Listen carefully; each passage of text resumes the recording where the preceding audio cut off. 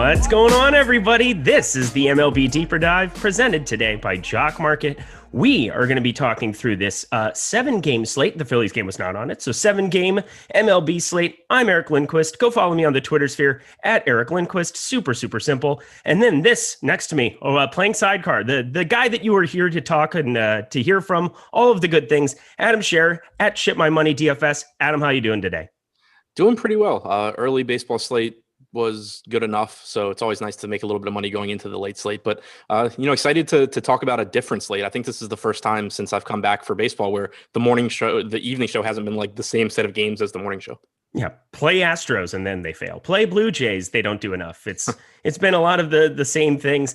We have Coors on this slate, which should be interesting, and it's not Pittsburgh and Coors, so yay for that.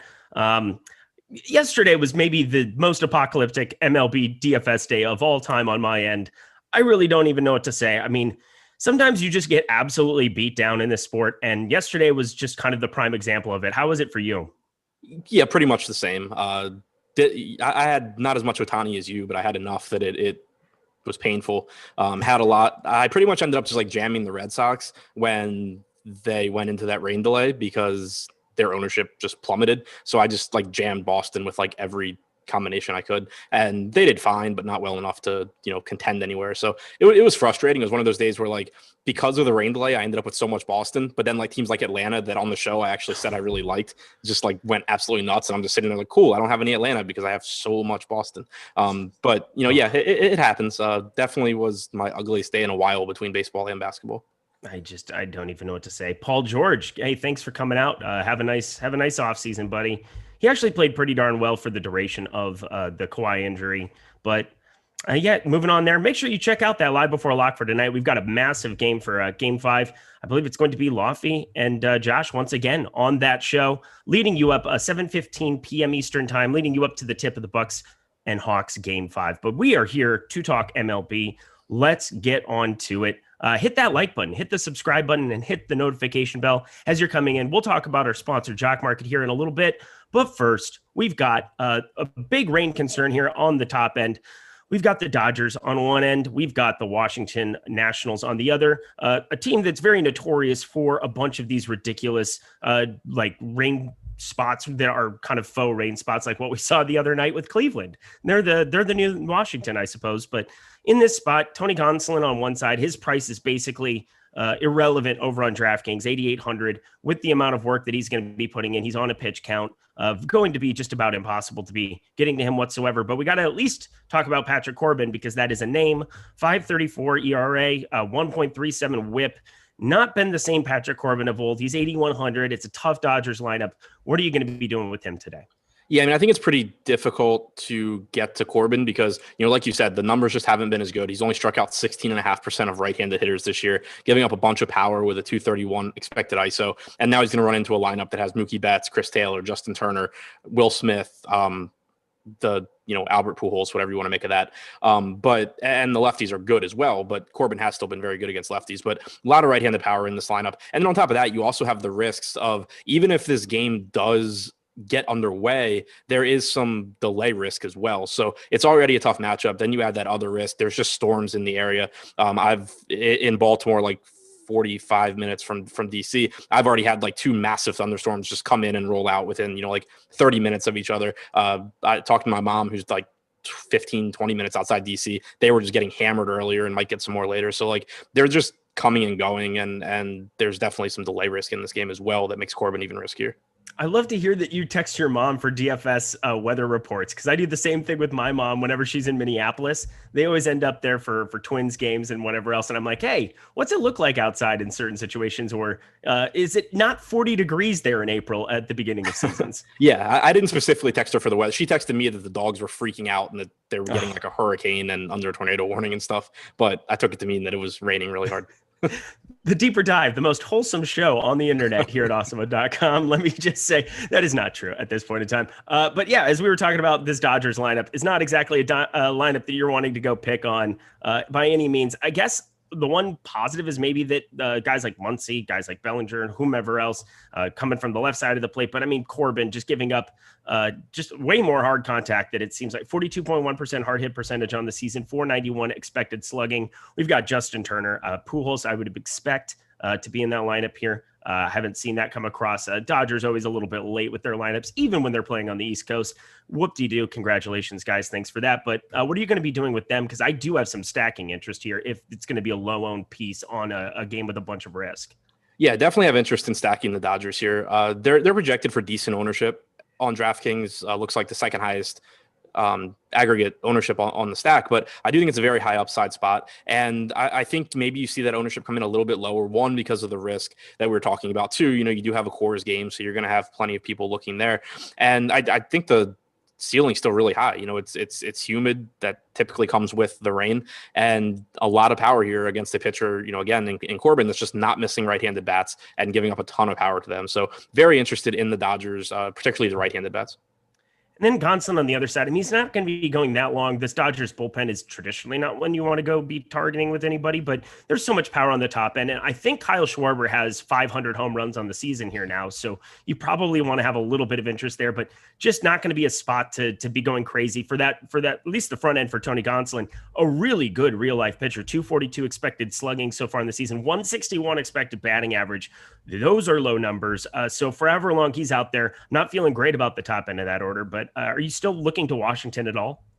Not really. I mean, the argument you would make for Washington is that guys like Schwarber, Turner, Soto obviously give you some of the highest ceilings at their position, and they'll probably be relatively low owned because the matchup's not good. Washington doesn't have a very high implied run total, all of that, but the matchup's not good. They don't have a high implied run total, and these guys are expensive. So there's no real argument that I could make other than, you can always look to guys that have that kind of upside in tournaments at low ownership just because, of how baseball works. But even looking at Gonsolin's numbers, since last season against lefties, he's only allowed a 100 expected ISO. That's incredibly good.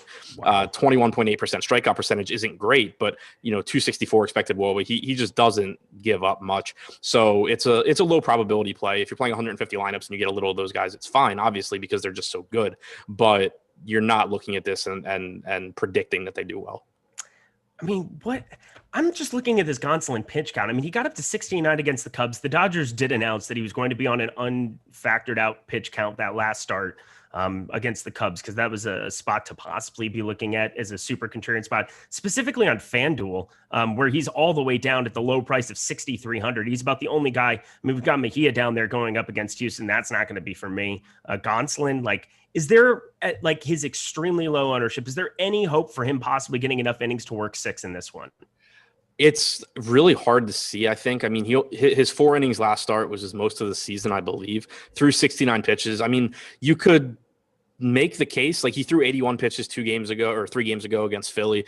If he goes 80 pitches and he's super efficient, maybe he gets 6 innings. But in that case, he's probably not really getting strikeouts. And there's always the risk, too, that even though it makes no logical sense, that they are paying more attention to his innings than his pitches, and that they're going to just pull him at 5 innings no matter what. That's not, a guarantee, but it's something that you have to keep in mind. Major league managers, not the most logical people sometimes. So there's, I think it's much less likely, or much more likely, he goes less than 6 innings than that he gets you that quality start bonus on FanDuel.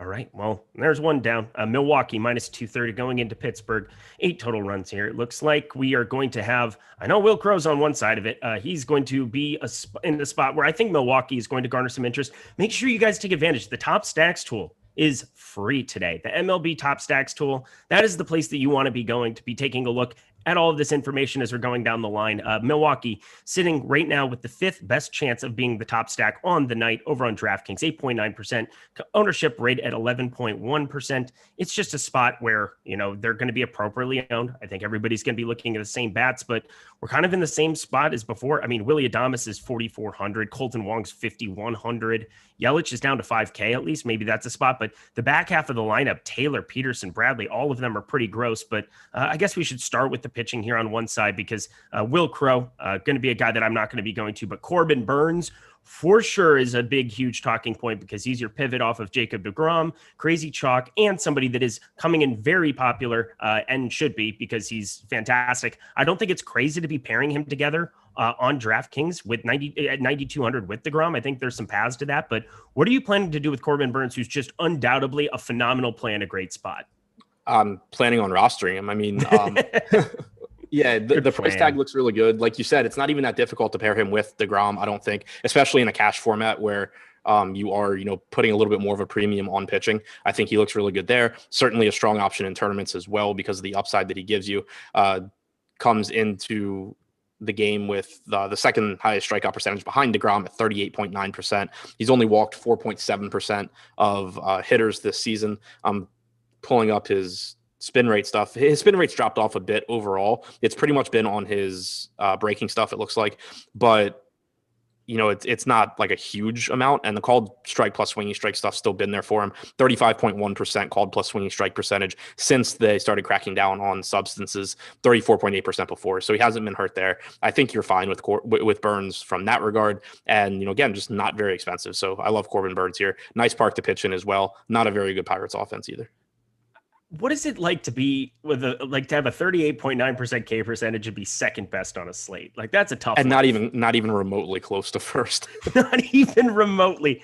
I mean, if you want to just talk about, if you want some context for what Jacob deGrom's doing it right now, it's looking at the guy who's the number 2 right now, I believe in Cy Young odds over on Odd Shopper. If you're looking at taking a look at wagers, make sure that you're shopping your books to find the best number. But right now, there is not a number high enough that I would take on a pitcher to go up against Jacob deGrom. You're basically saying, I hope he gets hurt. And that's never a fun spot to be in. I guess a little injury prone, but we're not going to even go down that narrative. This is daily fantasy baseball. On the other side, yeah, Will Crowe, we're not even going to probably talk about, right?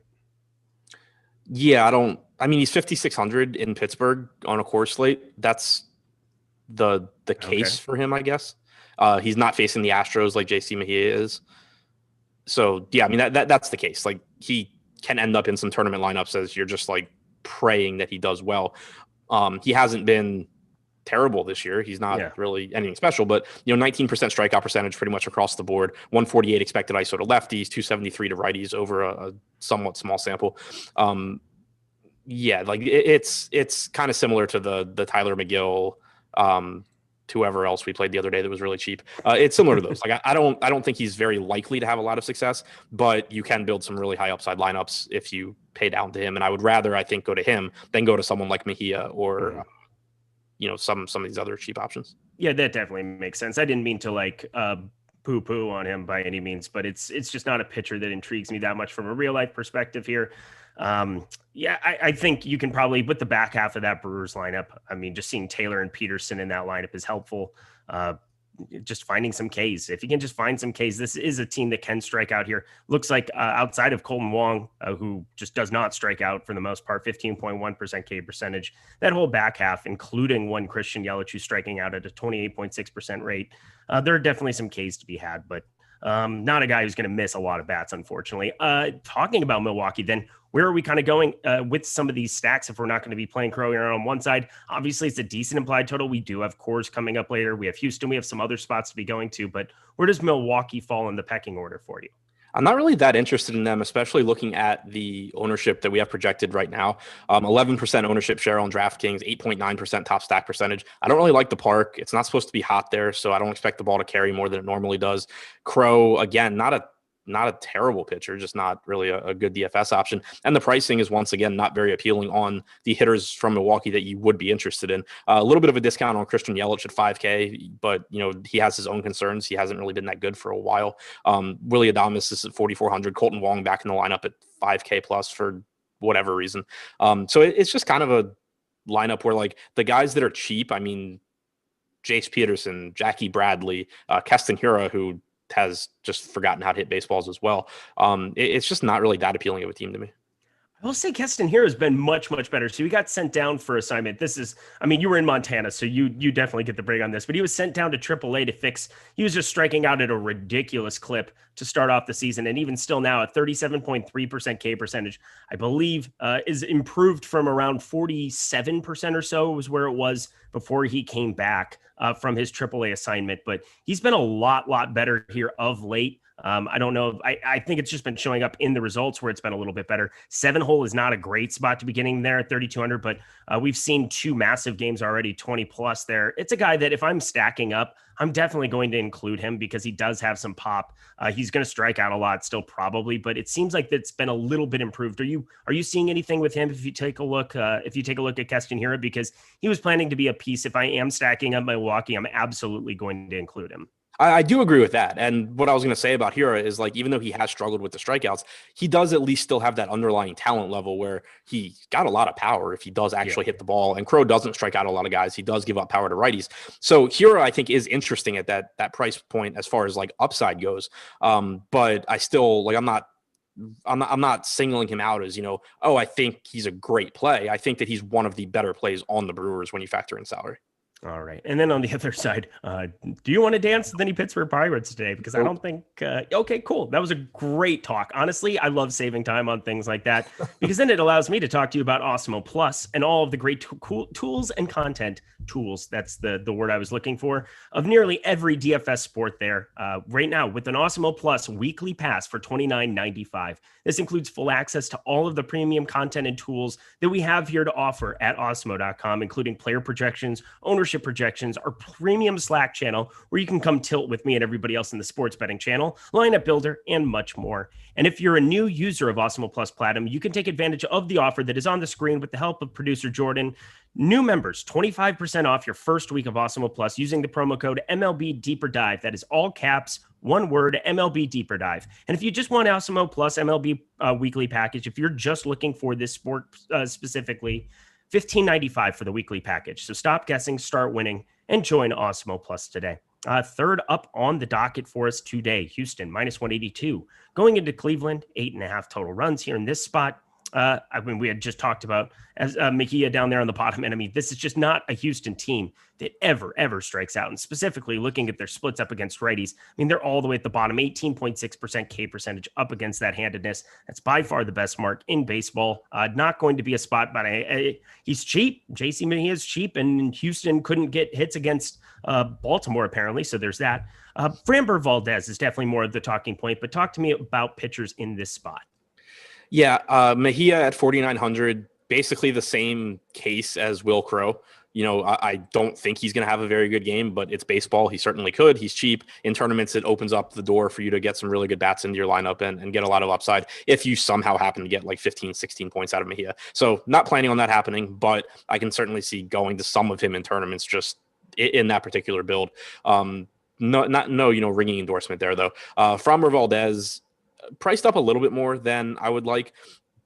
Pretty good at limiting power, actually very good at limiting power. Yeah. 0.093 expected ISO to righties, 0.022 to lefties this year. Very limited sample against lefties, but strikeout numbers kind of just mediocre for his salary. 22.3% strikeout percentage against righties, which is what's really important going up against this Cleveland team that only has 2 left-handed bats in their lineup.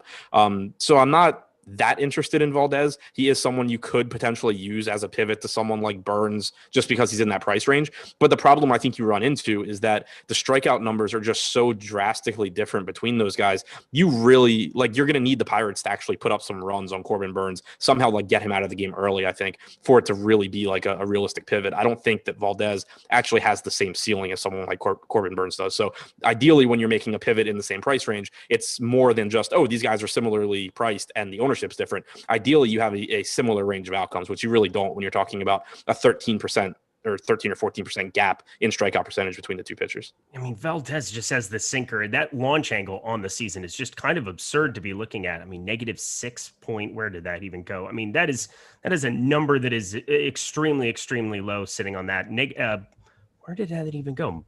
A -6 degree launch angle. Am I looking at that correctly? I'm not sure. I don't have it in front of me, but that sounds insane.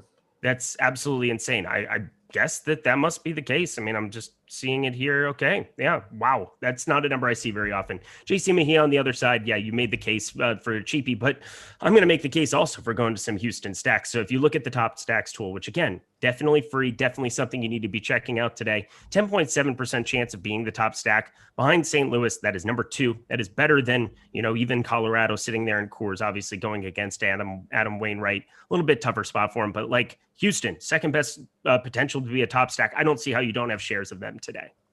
Yeah, I'm there with you. Ownership looks like it's about where it should be. Mejia has been much better against righties than against lefties this year, which is a little bit concerning when you think about the Astros typically. But the lineup they're running out there today actually is a little bit more lefty heavy. They have, including Toro, who's a switch hitter batting second at 3K, they have 4 left-handed bats in the top 6. There's no Carlos Correa. There's no... Oh, I mean, there's no Bregman, but there's someone else I think missing, but I can't put a finger on it. Regardless, there's 4 left-handed bats for all intents and purposes in the top 6. You also have Jason Castro and Robel Garcia from the left side. So the Astros are, running lefties out there. There is probably some pinch hit risk later in the game for some of the guys. But I think Kyle Tucker, Yordan Alvarez, Michael Brantley in particular look good here against Mejia. He's allowed a 213 expected ISO to lefties compared to 0.038 to righties. He's only struck out 19.5% of lefties compared to 28.5% of righties. This looks like someone that will struggle with left-handed bats in particular, and you're getting a pretty good Astros lineup to take advantage of that. Dude, you're just crushing chat today. This is fantastic. I just saw back-to-back. I never see you in chat, first of all, so this is great, but got to catch me on Saturday mornings. And then, who do you want between Acuna or Betts? The one not facing the best pitcher in the history of baseball.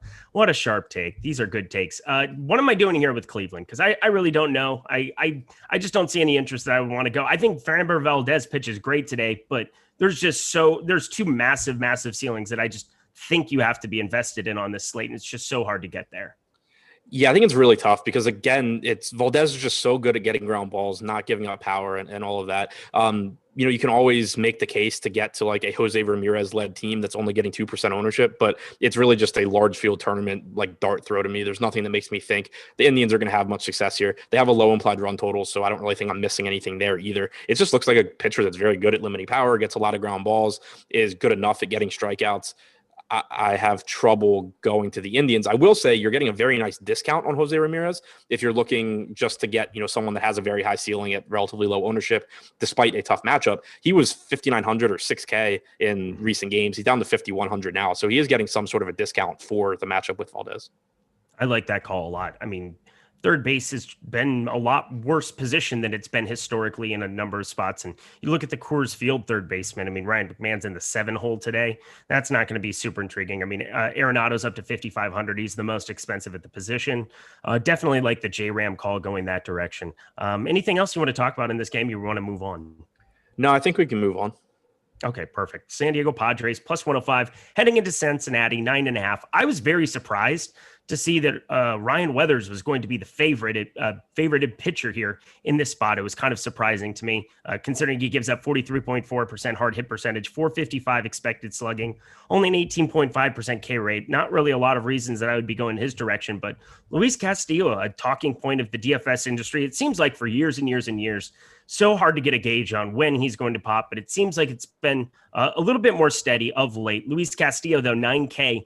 You only need $200 more to get up to Burns. I mean, yeah, there's a ceiling that exists there. We did see a number of ground balls in the last couple of games. That's been nice, 12 and 11 in 2 of his last 3.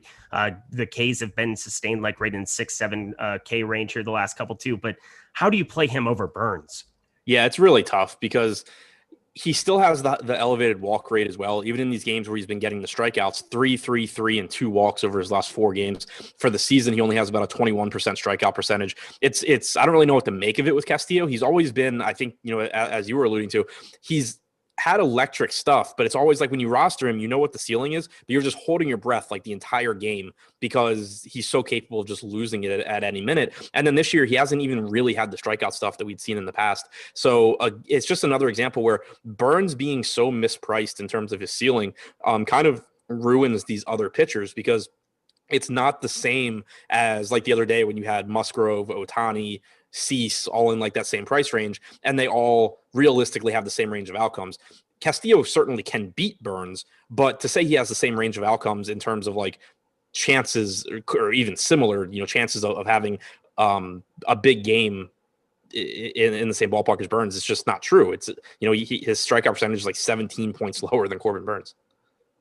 It's just a spot that's so and it's a hard brutal to get matchup. And it's a brutal matchup. Exactly. So it's like you're kind of fading, you're hoping for the perfect scenario where he just mows down batters. And San Diego, one of the things they've definitely improved here in the last 2 seasons is definitely their K rate up against everybody outside of Tatis and such. There's just not many Ks to be had. 27th in the league, 22% K percentage up against righties on the season.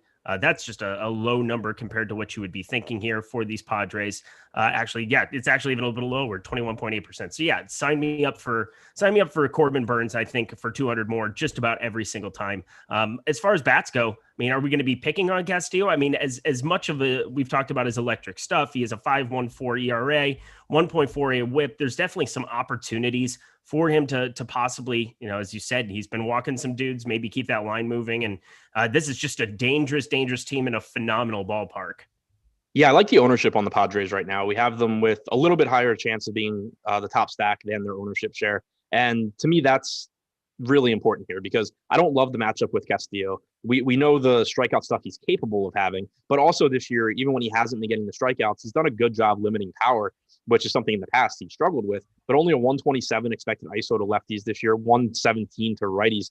So he's done a very good job, but at the same time, there's just no doubt how high the ceiling is for a team like the Padres that has this much power in their lineup, that's playing in Cincinnati, which plays up home runs as well. So I do have interest as long as the ownership stays relatively low. I always am interested in teams like the Padres because they're just so capable of destroying any pitcher on any given night. They have so much talent in their lineup.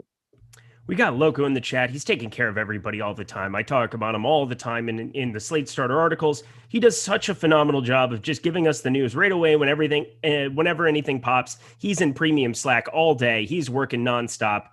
Definitely be checking that weather in Washington, but we got a new starting pitcher. So before we go over to the Cincinnati side of it here, because I'm sure we'll have some interest going there, I got to say Victor Gonzalez is going to be the guy starting there. So, I mean, that's a decent enough reliever that's coming in, but you're looking at a true bullpen game if this game does play. I mean, this is some serious threat. We've got a lot of weather, it looks like. So if you're not in the premium Slack, if you're not getting those Twitter notifications, you are doing it wrong today. Because we've seen as recent as 2 days ago, I mean, even yesterday, we had so much rain in spots. Everything ended up playing, but you got to be staying tuned to everything that's going on there. But does that change how you look at anything with Washington, seeing that this is like not going to be a guy like Gonsolin who can go out and pitch 69 pitches? I mean, this is a Dodgers bullpen that's traditionally been very good, but do you see anything? Does that change your opinions with Washington whatsoever? Well, I think Gonsolin's still pitching. He's just coming in after Gonzalez, I think. So, got it. Okay. The way that I'm reading it is, one, you're most likely going to get Schwarber and Soto at the top of the order for Washington, so they're going to have the lefty Gonzalez pitch the first inning. And then two, it mitigates some of the risk for the Dodgers of like, if this game starts and then they go into a rain delay 30 minutes in, you didn't just waste Tony Gonsolin. But I believe Gonsolin is supposed to follow Gonzalez. So I'm I'm treating it the same. Yeah, that makes sense. Okay. I mean, that's a sharp play then, I would say, for the Dodgers to go that direction. It does also just completely, when we talked about his FanDuel salary, there's no chance of a quality start now, obviously, because he's not starting. Yep. So he's completely off the board for me. That's good stuff. Yeah. The only spot that I think I would have really been considering him whatsoever was 6,300 over on FanDuel. And that's just going to be off the board for me entirely. Good call. Back to the Cincinnati game. So Cincinnati going up against Ryan Weathers, a guy who's giving up a 43.4% hard hit percentage, 12.6 degrees launch angle, 455 expected slugging, doesn't miss bats, 18.5% K percentage. I like Cincinnati. I like all the bats that I think everybody else is going to be liking at the top of that order. And looking at the top stacks tool, it's just kind of not there. It's pretty flat, 7.5% chance of being a top stack, ownership about the exact same. I think I'll be overweight to that. What do you think about it? Yeah, I think that they look pretty good here. The ballpark's good. Ryan Weathers hasn't missed a ton of bats in the major leagues. He's one of the Padres' better pitching prospects, but only an 18.4% strikeout percentage against righties so far this year, 228 expected ISO, very reasonable salaries on guys like Nick Castellanos in particular. But Tyler Stevenson has some power batting cleanup at catcher. You have Aquino at 3K, who we know has a lot of power batting 7th. Jonathan India leading off at 4,500 is a perfectly fine price tag. And then the lefties that are in there, Votto and Winker, are just very, very good hitters. So you'll probably see a little bit lower ownership on them, but including them in a stack makes a lot of sense if you're hoping to get Weathers out of that game early. What would be your favorite bat on the top end? I mean, it makes a lot of sense to be going to the usual suspects there, Winker, Castellanos, Stevenson. But I mean, is there a way to kind of get different with that? Alejo Lopez is a guy down at 2K that we at least got to talk about. I mean, I don't know anything about him. Do you know anything about him? I know he doesn't strike out a lot. He's 25. He is not listed as like a prospect on Fangraphs. He had 110 plate appearances at AAA this year, 2 home runs, 3 stolen bases, walked 10.9% of the time, struck out 6.4% of the time. Jeez. So he's going to put the ball in play or walk, and he's 2K in a good hitting environment. So I think he's at the very least someone you can include in stacks if you need the salary relief. Love it. And to answer your question about favorite play, it's Castellanos. Oh, okay. That would make a lot of sense. And a little bit better price there, just saving $200, which comes in handy when you're trying to jam in the same 2 pitchers over and over and over again. So that'll be exciting.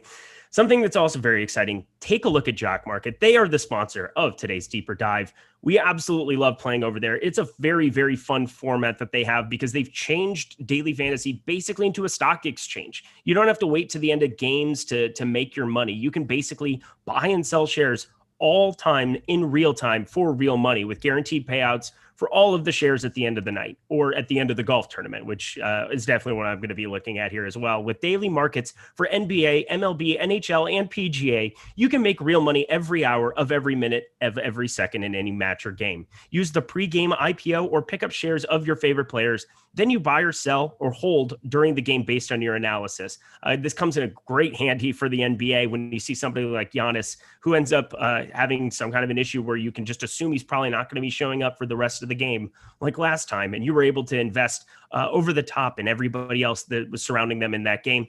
You know, you definitely saw some increased profitability by people passing Giannis there. So it became a great opportunity to go to Jock Market to be able to buy and sell shares of him. If you had him, you were probably able to unload him pretty quickly. And then you just win money and it pays out instantly. So download the app. Get started by using our exclusive Awesemo promo code, Awesemo, AWESEMO, for $50 bonus on your first deposit. It's an exclusive offer here at the Awesemo community, so make sure you take advantage of that. That's Awesemo for $50 today. Next up on our board, we have the Mets, minus 150. Going into Atlanta, only 7 implied runs, and the reason for that is because you have the greatest pitcher in the history of baseball on the mound. I think that's about the right way of putting it. I mean, the historical context for what this guy is doing, every time I click on it, it's nonsensical. 44.5% K percentage. ERA, nearly a half at every point in time. I mean, right now it's sitting at 0.69, like 0.53 whip. I don't even know how to process these numbers, but I can tell you it's super easy to just click his name and figure it out. Yeah, he's just insanely good. You know, the matchup against the Braves, not great, but just don't really care. 3.1 implied run total for the Braves, 44% strikeout percentage for deGrom this year, 44.5%, only a 4% walk percentage. He's got a 40.5% strikeout minus walk percentage. Like when you see guys at like 25%, it's like, wow, that's really, really good. You know, by comparison, Carlos Rodon is at 28.5%. Corbin Burns is at 34.1. Like insanely good numbers for those guys. And deGrom just blows them out of the water in basically every single category. So, you know, yeah, there's obviously, you can say what you want about rostering a popular pitcher. That's expensive. It does kind of limit your options in a lot of cases. You're going to get a lot of overlap with some other teams or, you know, at least a decent amount. But deGrom is just on a whole nother planet from these other pitchers.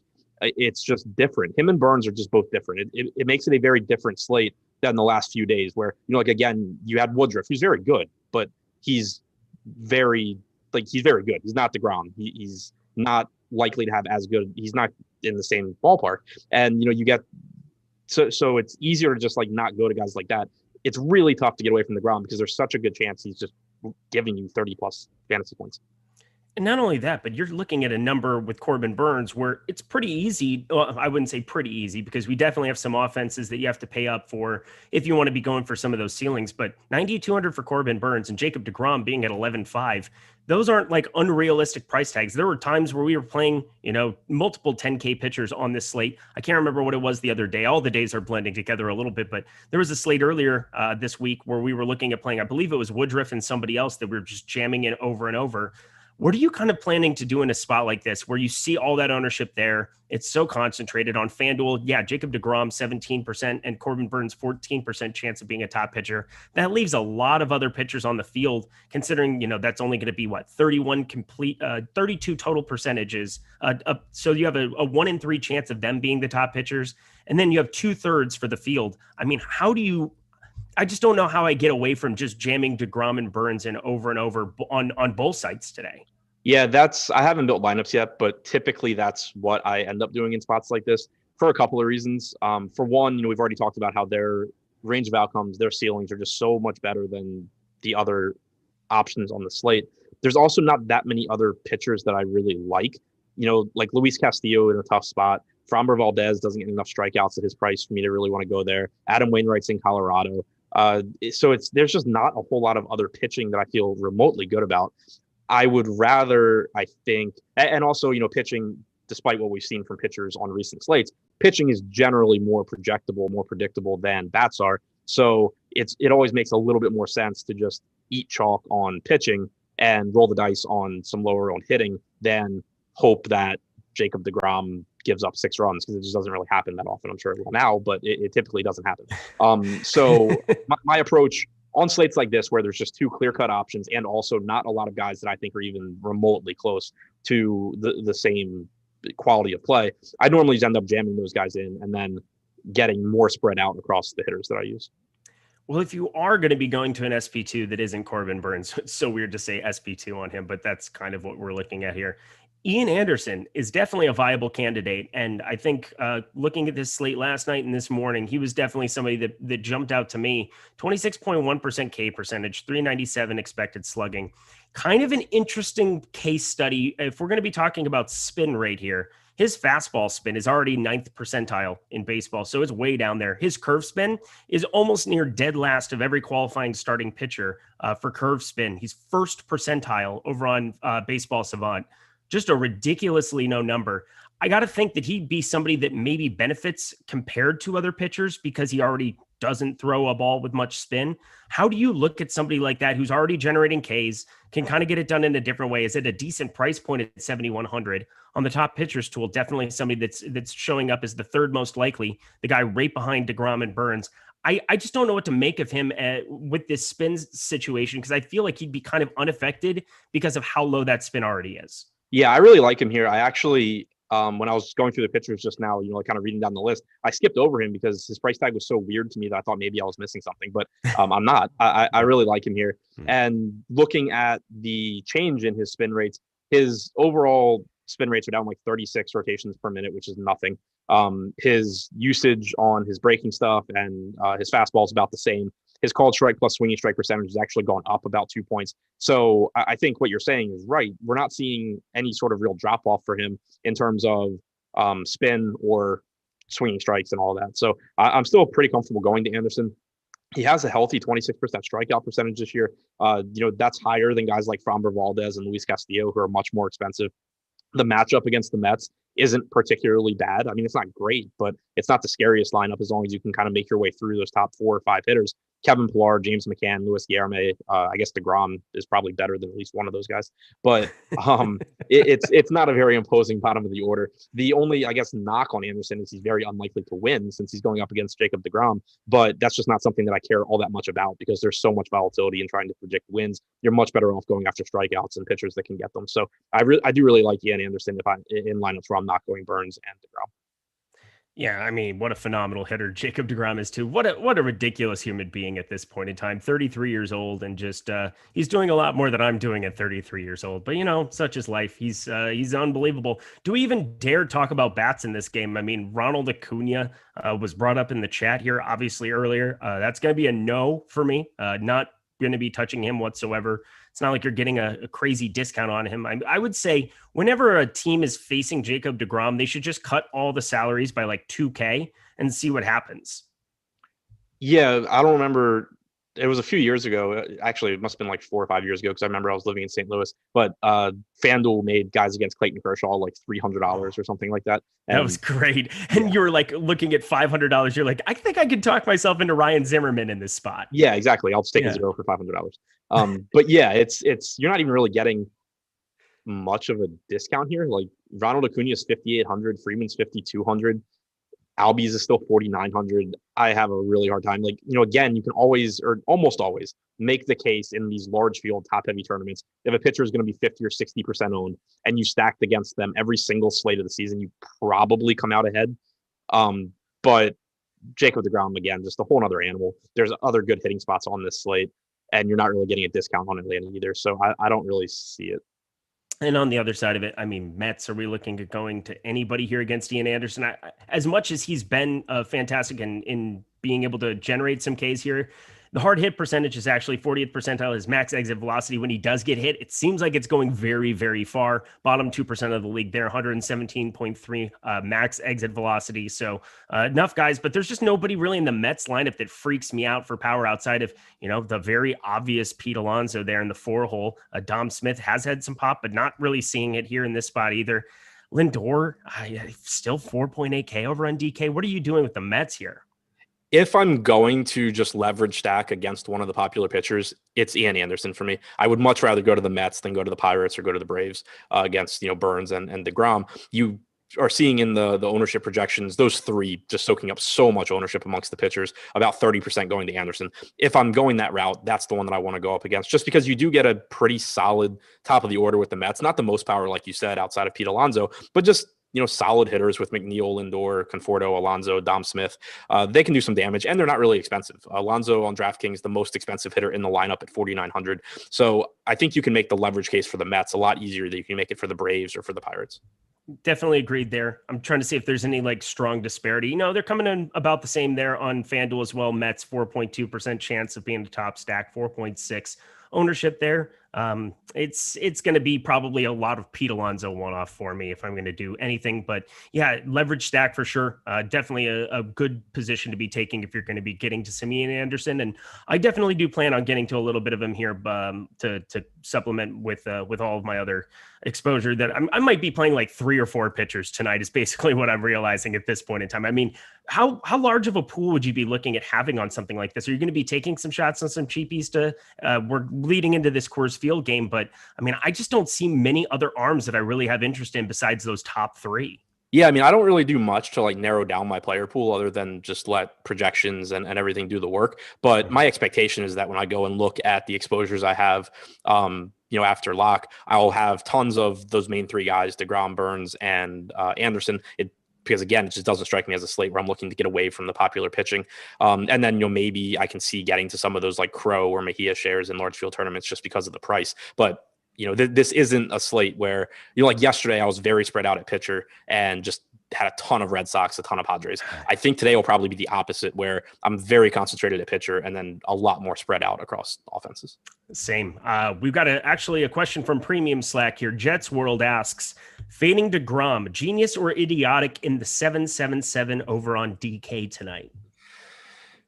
In the expensive tournaments, it always kind of goes both ways, because on the one hand, he's going to be even higher owned there than he will in say the huge field $18. But on the other hand, you don't have to beat nearly as many lineups. I would still lean towards playing him just because I think, again, there's just not really alternatives that make me feel very good. You could, I guess, go Burns plus Anderson and have more money for bats. That's a viable option, but I think enough people probably go that route too. It's not like you're getting a huge leg up on the field. It's not going to be sneaky still. So, I mean, play around with your lineup. I don't think there's a right answer, but I definitely don't think you should be looking at it and saying oh, I'm not going to play deGrom in this tournament going in. Just see how much of an upgrade you get in your stacks. If you're just getting 1 or 2 marginally better hitters, just play Jacob deGrom. If you're getting a massively different build and you think it can't really be replicated with deGrom in terms of upside, then that's when I would start to get away from him. But I doubt that's going to be the case because hitter pricing just isn't that sharp. You can't answer it much better than that. Godspeed to you, Jets World, if you decide to opt away from one Jacob deGrom tonight. I get it. There's always something to be made for ownership, but yeah, it's hard not to absolutely love him and jam him in a spot like that. So best of luck.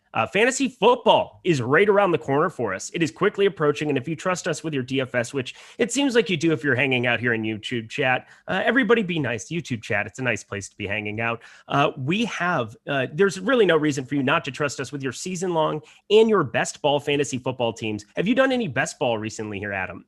No, I haven't. I keep thinking about it because I really enjoy the drafts. I had a lot of success last year, but then it's also work getting started. It's one of those things where it's like I love it once I've done the work, but I really just don't feel like doing the work.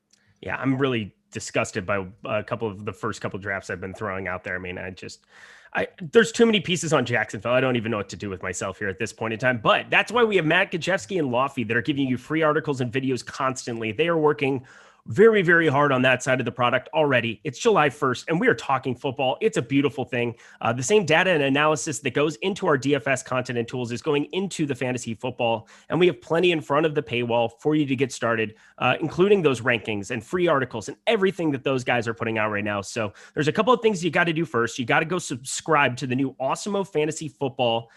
We have a new Twitter handle for that, which is at Fantasy or Awesemo Fantasy, at Awesemo Fantasy on Twitter, as well as the Awesemo Fantasy Football Facebook page. So if you're hanging out on Facebook, I try not to go into those streets too often, but definitely be clicking on the fantasy football, the Facebook page that we have for that. But at Awesemo Fantasy, a great spot. If maybe, you know what, I can do that. I'm hosting a show. I might as well be able to just jump on in there and throw Awesemo Fantasy. So all you got to do is click on this little dealio that I'm putting into the chat, and you will be all set to go. But while I'm getting that done, let's move ourselves along. We got 2 games to go, and this is a biggie, obviously. St. Louis -115 at Colorado, 11 total runs.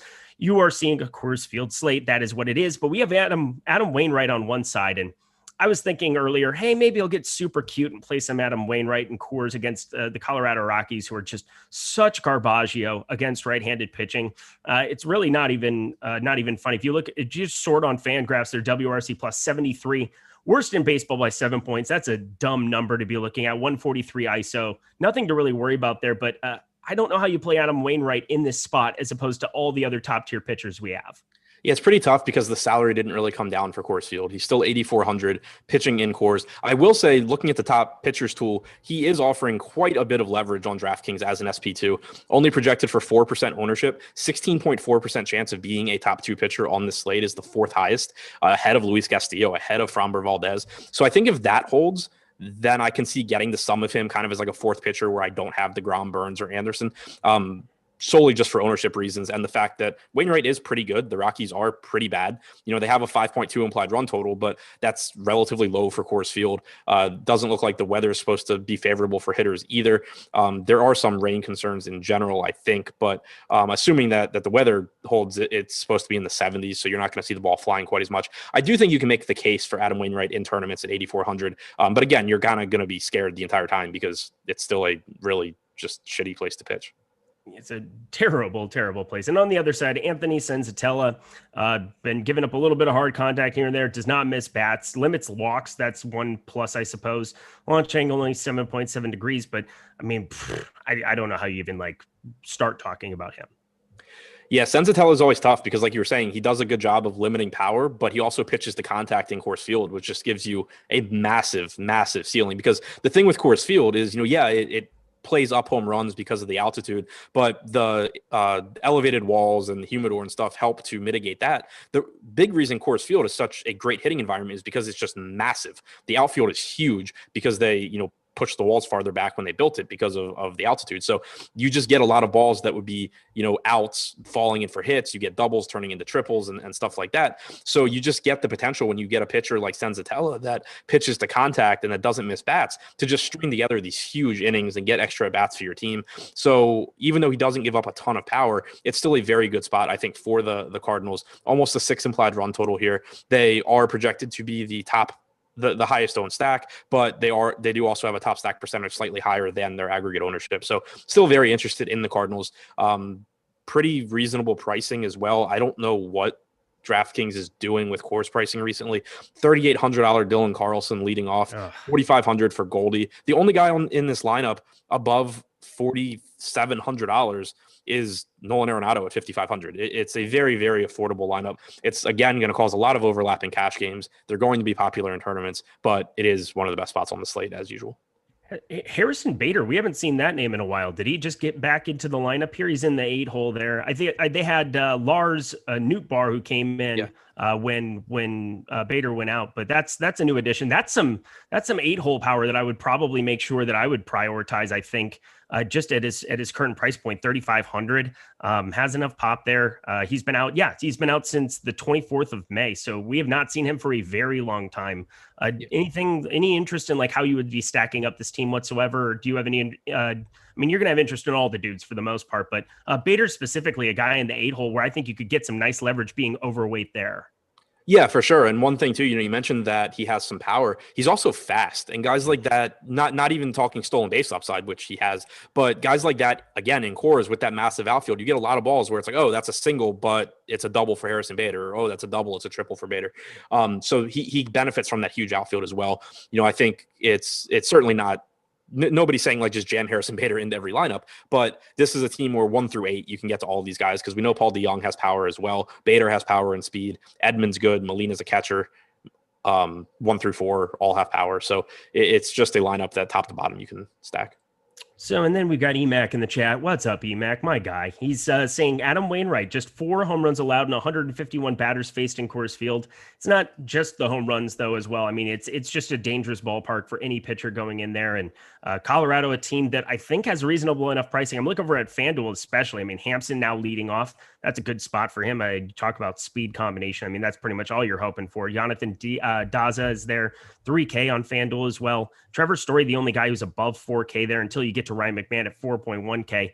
Hate seeing him in the 7-hole because that would be a guy that I would definitely have some interest in higher up in the order to be prioritizing. Maybe that definitely trims some of the ownership there too. But what are you planning on doing with Colorado here? Right now, we have him projected to be under-owned, which I think is interesting. Because, I mean, it's a 7-game slate with cores. Yeah, Wainwright's been good. I already said I have interest in Wainwright as a tournament pitcher. But if you're going to get like 6 to 7% aggregate ownership going to the Rockies in Coors Field, when they're not even really that expensive. Story's expensive and Blackman's expensive, but that's it. And they obviously should be. There's still a really high ceiling there just because they're playing in Coors. If the ownership comes up on the Rockies, I would back off pretty quickly. It's like the 6th highest top stack percentage on the slate, but it's also one of the lower owned stacks, which is, I think, pretty intriguing. Definitely. And make sure you are paying attention to this weather because you could end up, there's no pivots really to go to outside of this Arizona and San Francisco game, which will be how we round this out. And I would say the total is there, at least it's a little bit higher than what I would expect it to be for that game. So I think that's a definite plus, but let's throw a hypothetical out here because we do have the time. Cardinals, Rockies, let's say that they end up in a late start, like right before lock, or you know what? Let's say they go into a late start after lock. How would you be adjusting your lineups to be playing San Francisco and Arizona? I don't think. I mean, it kind of depends on what the newest like forecast is, but based on what I'm seeing now, I wouldn't be too concerned. Okay. I think right now, I think I would just stay on that game if they went into a rain delay, or if they didn't start on time, and just think that they're going to push it back and play a little bit later. If we get an updated forecast where it looks like rain is supposed to hold on like all through the night or something like that, or if it's not raining yet and they go into a rain delay, which is always a thing that is not good, then you kind of don't really have a choice. You're just going to have to start looking at the Giants and the Diamondbacks.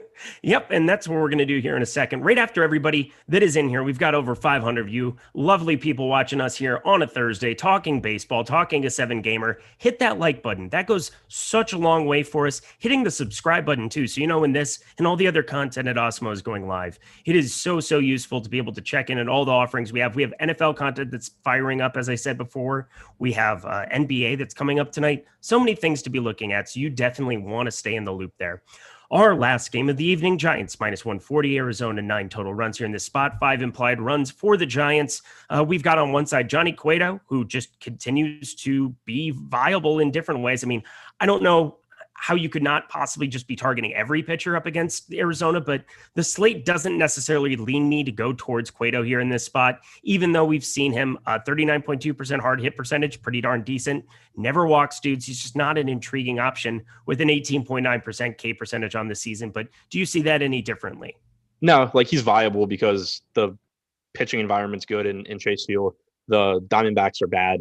Cueto's done a pretty good job limiting damage. They only have a 4.1 implied run total. He's viable, but he just doesn't give you that same strikeout upside as guys like Ian Anderson So, again, I pretty clearly prefer Anderson at 7,100 over Cueto at 7,300, but he is someone, if you're playing 150 lineups, it's not crazy to have some Johnny Cueto. He is right now projected to be a little bit underowned on DraftKings, 12% chance of being a top 2 pitcher, 7.7% ownership percentage. So certainly reasonable, but, again, not a priority for me. And then on the other side of that, Merrill Kelly, yikes. Not very good here at this point in time. 434 expected slugging, 21.2% K percentage. Looking over at the top pitchers tool, it was strange. Him and Johnny Cueto just kind of sitting in the middle of the road there, both right around the same amount to be a top 2 pitcher on this slate. Merrill Kelly, though, is getting the more of the ownership. I guess if I had to go to one or the other, I mean, it depends if you need that $1,000, but I think I'd still prefer Cueto over Kelly. How about you? Yeah, so would I. I just think that the Giants are a better offense than the Diamondbacks. I don't think Merrill Kelly's any good either. Doesn't give up a ton of power, 170 expected ISO, 23.8% strikeout percentage against righties. You're probably going to get a pretty lefty-heavy lineup, especially in the top and the middle from the Giants. Yastrzemski may or may not be in the lineup, but Wade's left-handed. Yastrzemski's a lefty. Dickerson, Crawford, both left-handed as well. So the middle and top of that order probably not going to be favorable for Kelly. He's allowed only a 159 expected ISO, but only an 18.5% strikeout percentage against lefties. I don't love the Giants here either, but Kelly's just not a pitcher that I feel is that necessary on tonight's slate. Yeah, I mean, it says that he's going to be rejoining the lineup here, Mike Yastrzemski. So I think that that's a definite plus here for a team that on the season leads Major League Baseball against right-hand pitching in ISO, 195 number, 109 WRC plus. Yeah, they can strike out against the same-handedness, their 26% K percentage, but this Giants team, I keep saying it over and over and over again like a broken record, but they are definitely extremely surprising to me what they've been capable of doing. Brandon Crawford has found the fountain of youth here at this point in time. Alex Dickerson, Mike Yastrzemski, Lamonte Wade, lots of lefties up and down. Even Steven Duggar you could throw into the mix here. What are you looking at from San Francisco?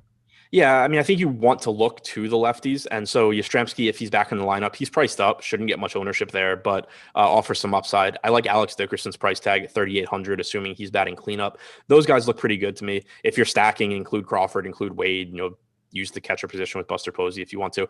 It's just still a team where individually I have trouble loving any of the hitters, even though, like you said, they have actually been good this year. We just have such a long track record of these guys not being that good, especially, you don't have Brandon Belt in the lineup right now. So that's always like my favorite piece to go to on the Giants, but we don't have him. So I think Yastrzemski and Dickerson are the top 2. And on the other side, Johnny Cueto, I don't know. Arizona's just not a very good baseball team to be targeting up. Yeah, you got Rojas on the top end projected, Pavin Smith probably in the 2-hole there. He's cheap, 3.1K. That would be a little bit useful. Escobar, Peralta has just been god-awful. Remember when he was 2,100 like 3 days ago? That was fun times. What are you doing with Arizona to finish us out? Yeah, it's pretty tough because I saw someone in YouTube chat mention that Cueto struggled with lefties, which is true. He's only struck out 16%. He's allowed a 182 expected ISO, which isn't great. The problem is, if you're going to look for left-handed power on Arizona, I don't really know where you find it. Eduardo Escobar, 181 expected ISO against righties since last year. That's fine. That's where I would go first, but he's also 5K. You can look to Josh Rojas at the top, but it's not like he's a great power hitter. David Peralta is really cheap, but he's just completely forgotten how to hit for power over the last couple of years. So I just don't know where you go on this team with any level of confidence, even if you were trying to exploit lefties against Cueto. It's just not a very good baseball team whatsoever. But I suppose if you have any kind of issues with Colorado, that's going to be one of the spots you're going to be turning to. So best of luck to us all here with that Colorado Rockies weather. But Adam, another deep dive in the books. Any final words for the people on our way out? Just kind of to recap strategy wise, I'm fully expecting, again, I haven't made lineups, so don't, completely hold me to this, but my expectation based on looking at the slate is that I end up pretty concentrated on pitching and pretty spread out on stacks, because I think that there's a few pitchers that just really, really stand out. And there's not really any one stack that I'm in love with compared to, some other stacks. Well, that's going to do it for us. That's the MLB Deeper Dive. We've got Live Before Lock coming up with Eytan and Gundacker. Gundacker, let's go. Right on this very same stream. NBA Live Before Lock. That's going to be Lofty and Greg. It's going to be those two teaming up together, 7:15 p.m. Eastern time, leading all the way up to the 8:30 p.m. Eastern time tip of the Bucks and Hawks pivotal Game 5. Hit that like button, hit the subscribe button, and hit that notification bell on the way out. I'm Eric. He's Adam. We're out of here.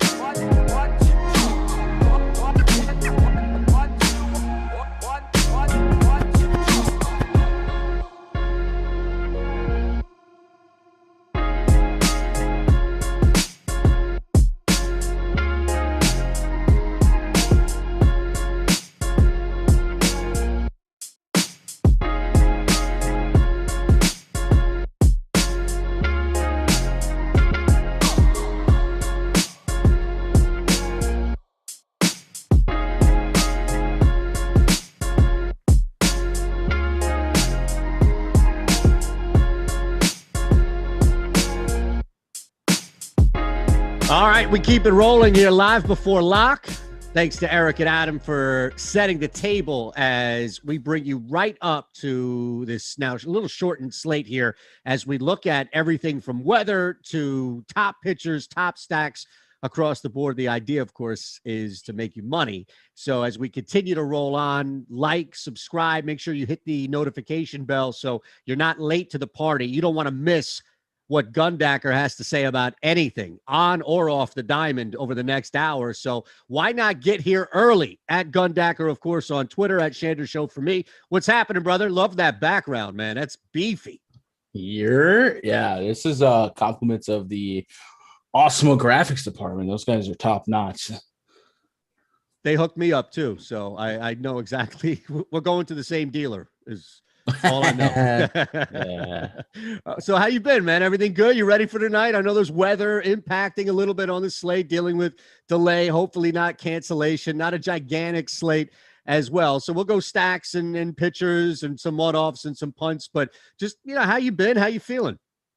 As a baseball fan, it's been a very tough 24 hours. Yesterday was not a great day as a Yankee fan.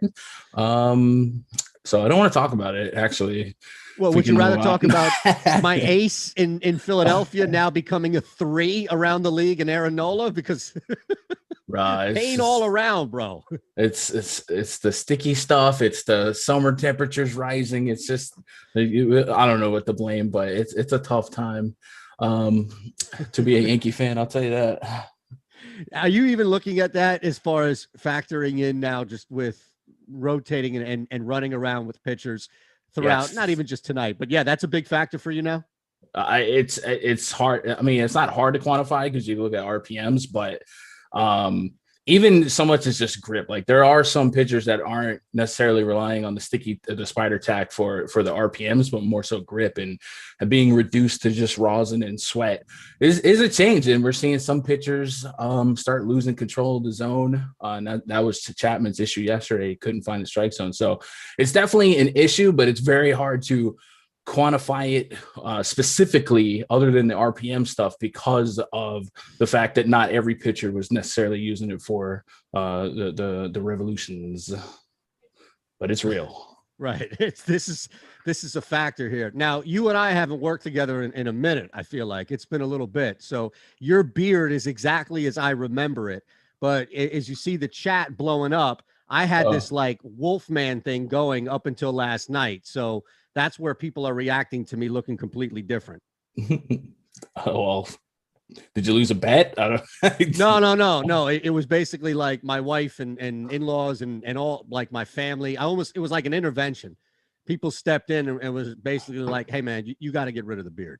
So I warned people it was going to happen, and all the people who ripped me, basically what I'm saying, Gundacker, is all the people who ripped me last night for having that god-awful beard. Now they have to stare at my ugly face for the next hour. So it's give and take. That's all I'm saying.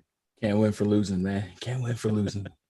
All right, let's look at this tonight from a pitching standpoint, of course. And we know in Atlanta there's a beast on the mound, and it looks as if you could maneuver a little bit elsewhere as far as a number 2 on DraftKings. But let's just get the obvious out of the way. How many pivots do you have outside of deGrom, let's say, on a FanDuel lineup? So deGrom's definitely your table setter. That's the greatest pitcher walking God's greener. So you want as much as you can get at him. But past him, I will be dabbling with some Corbin Burns, Ian Anderson, maybe a little Framber Valdez. So there are definitely others that I could split a 20% between, but I'm going to let the field not play deGrom. I'm just going to take my shot every 5 days on Jacob deGrom. As far as DraftKings, where you do have that second slot, now there's a little more maneuverability, right? So who do you anticipate getting to the most as far as your P2 tonight? Right now I have Corbin Burns and Ian Anderson the most at number 2. Okay. And then when you start to look down as far as like maybe some different pivots, or even if it's a cheaper pivot, who are you looking at for the most part? Is because we have deGrom, I imagine, locked in. Now, do you have many lineups without deGrom entirely in DraftKings, or are you just basing, as you said, taking that FanDuel mentality and approaching it throughout? I have 80% DeGrom. So there is a 20% of my equity that doesn't have him. It's just a mixture of Burns, Anderson. Looking at the lower end of my pool, like I said, I do have some Framber Valdez. And I actually have a couple of lineups with like Will Crow, but it's that's just to fill air. So it's mainly top heavy on DeGrom and Burns. Got it. And I imagine the back end of it is it's going to be a little bit more variety on offense. We'll get to some stacks and some individuals, some one-offs, but paying up at least as far as across the board. It's not like a gigantic slate. You only have one guy in DraftKings over the 10K with Valdez just coming underneath there. Who are you looking at that you think will be popular tonight that you are completely either underweight or just moving away from entirely? You said who am I underweight versus the field? Yeah, pitchers. Just somebody that you think would be popular that you're staying away from, maybe giving a heads up, somebody out there thinking, all right, I'm gonna roll with this guy. Nope, her Gundacker, let me stay away. I really don't have an answer for that. I'm looking, maybe Louis Castillo's the guy. Like I see him at 12% on the field. I actually don't have him right now because I am leaning a lot on the Padres. But for the most part, I'm a chalk donkey tonight. There's a couple of scary weather spots, and I'm just going after guys like DeGrom, and I'm eating the chalk there. So I'm not going to be too contrarian at pitcher today. Got it. Okay, all good. Is there anything? I mean, looking at it that way, right? From your standpoint, you're going to go hard with chalk from a pitching element. Is there anybody else really to look at on the mound that maybe you're getting to in a small percentage, just as far as a contrarian play, or in the event that we see somebody small break a slate?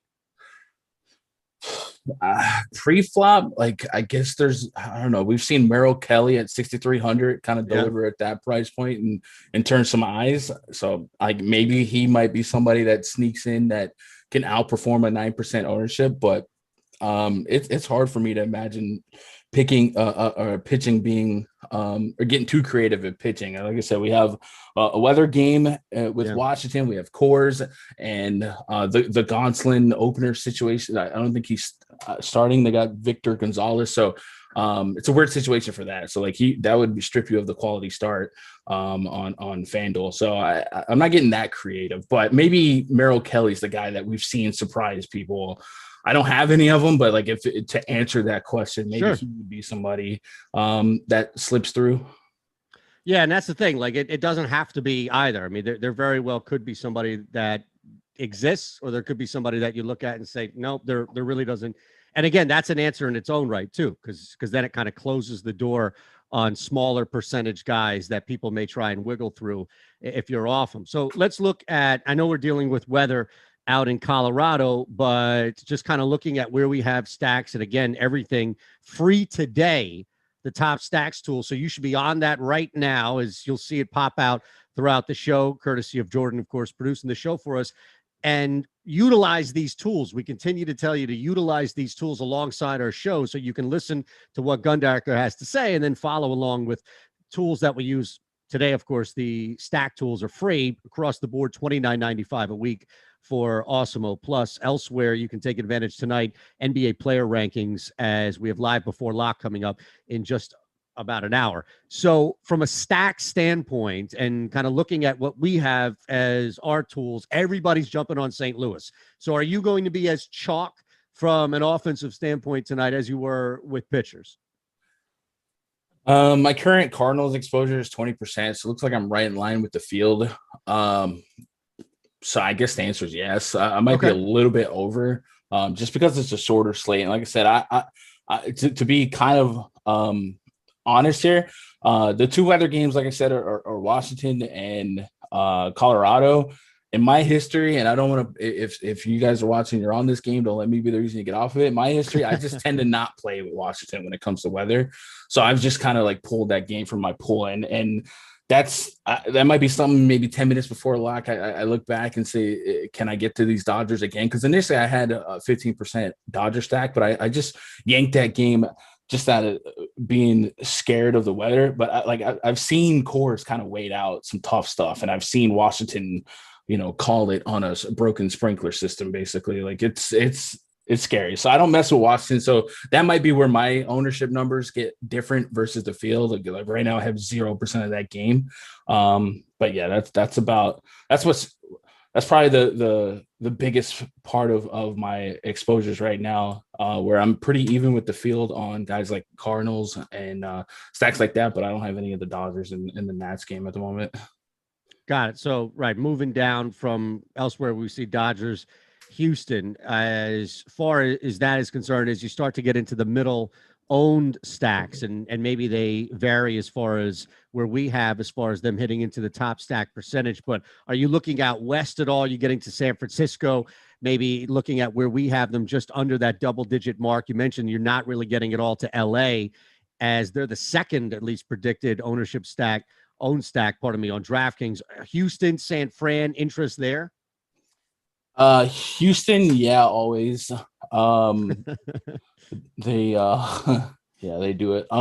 San Francisco is really interesting because the Diamondbacks pitching staff is pretty porous. Merrill Kelly's not somebody you run from, and that bullpen has been really, really, really bad, giving up a lot of hits and home runs above league average in terms of versus the rest of the league's bullpens.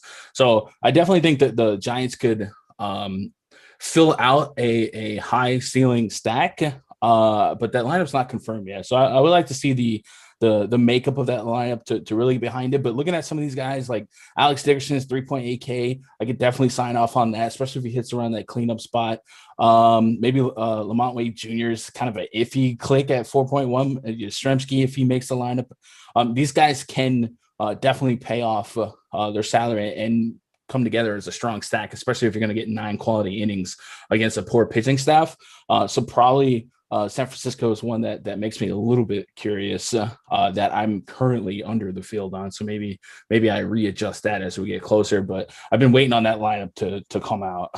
Yeah, we have some time, I imagine, at least as far as the purposes of our convo now. So we start to look at San Fran, and especially from the ownership, they're definitely knocked down a bit from where we were clearly with St. Louis at just over 20% to the other double-digit squads in Houston. And then just below that, we have Milwaukee. And I wonder if you start to get into maybe some value stacks here where you're taking advantage of some risk, but also so low ownership on a smaller slate that it's worth that risk. Yeah, I mean, ownership is the game that we play, especially on these more condensed slates. So it's always like if you think a player can deliver and you think the ownership is enough leverage without giving up enough equity, or if you think it's worth that equity, go for it. I would never push back an ownership play. Right. So if we take something like that, now again, you'd have to balance it out because it's such a short slate that the difference in ownership percentage may be a little less impactful as if we're talking about a 10, 12, 13 game slate here. But if you're looking at, let's say we talked about deGrom on the mound, if you're looking at the Mets, or if you're looking at a squad like Washington, I know you said you'd stay away from them tonight because of the weather. So let's take them off because they're the super low owned squad that's somewhat still in the middle of the pack. But Mets, maybe the Reds, not really Colorado was what we talked about with the weather, really more on St. Louis. So New York or Cincinnati, do either of those have some kind of mid-stack value appeal? Yeah, I'm actually landing on a lot of Cincinnati, and this is more so I like this ballpark quite a bit for hitting. It's one of the more favorable ballparks for homers, and some really decent prices on the Reds. The two guys I'm getting the most of right now are actually Aristides Aquino and Alejo Lopez, and I think this is a name that a lot of like optimizers and such don't really have super strong projections for, but Lopez is kind of. And he's not, batting cleanup, but he's in the middle of the lineup enough that he could be a problem in the minors this season. He was batting essentially 350, 348 against lefties, 366 against righties. So at bare bones min price, that's a chip in a chair that I can attach to a lot of deGrom, get me some salary, and put him in a plus environment. And I think he's a fun handcuff to Aquino, especially on FanDuel. That's going to cost me 4,200, which is two min price players plus $200. That's a very, very common correlation in my lineup. So I might be egregiously overweight on those two. But yeah, to answer your question, I definitely leaning on some reds here. And I love stacking this ballpark. I know you have a lot. I mean, it's all over with deGrom, so I can't imagine that it would be Atlanta. But are you looking at any possible punt stack at the bottom of our list to kind of take advantage again? And this is the nature of the punt here, to where it would be completely contrarian and super low owned that it might pay out. I mean, even if you look at Arizona tonight, as low predictability as we have of them hitting the top stack, they're still one of the higher owned stacks tonight. Yeah, I mean, punt for me typically means, a cheap priced stack. And I think Arizona definitely comes at us at a cheap price against a contact pitcher. So, that in itself could create an opportunity for some on-base percentage to go up for the D-backs here. And Cueto has allowed, not necessarily generating a lot of power, but he has allowed a decent average, more so to the left side of the plate. And there's gonna be a lot of lefties. So there's a case to be made that the D-backs could get on and maybe make something happen, steal some bags, whatever. But it's definitely no warm and fuzzies behind that. And I'm not acting on it. I don't have them as a stack for me, but if we're dumpster diving for some low salary stacks, I definitely could see the D-backs filling that need. And then I don't know, maybe the Rockies have a couple of cheapies: Hampson, Yantin Daza, Elias Diaz. I guess the rest of the lineup's a little bit more priced than what we've become accustomed to for the Rockies and Coors.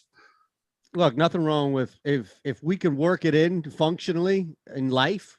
Nothing wrong with a little dumpster diving, depending on what you can find, right? Especially if you have the value in there. So all good by all means. The show tonight mentioned, of course, some great opportunities that you have on the site. Well, the show tonight sponsored by Jock Market. So if you haven't heard, Jock Market has completely turned fantasy sports into a stock exchange. So you can forget about waiting until the end of everything happening and seeing how things pay out. You can take full advantage of in-game activity. You want to sell on a hitter. You want to sell on a basketball player, whatever it may be. Golf, we see this in hockey as well now, winding down one series left. So take full advantage of this across the board, and you can use our promo code Awesemo, right? As you know, Awesemo, $50. That's it, $50 on your first deposit. That easy that you can start making some money, and it's exclusive out there for you. So take full advantage of it at Jock Market and get that $50 bonus. All right. So is there any other stack, just kind of looking at where we are right now? And I know it's smaller, so there's no need to force anything. I don't want to kill a dead horse by any means with you, brother, but I am curious if there is anything that we should address from a stack standpoint that won't be better off addressed from either a one-off or maybe just looking at individual positions. I think we covered a lot from a stack standpoint, at least where your attention is. Yeah, it's just one of those shorter condensed slates where the range of outcomes seem a little bit more finite because of we don't really project deGrom to get blown up, so we kind of take that game off the board. We've conceded that Cincinnati could pop off. Houston's Houston. I guess the other day the Pirates kind of stunned some people on that. Was it a Woodruff start? Maybe.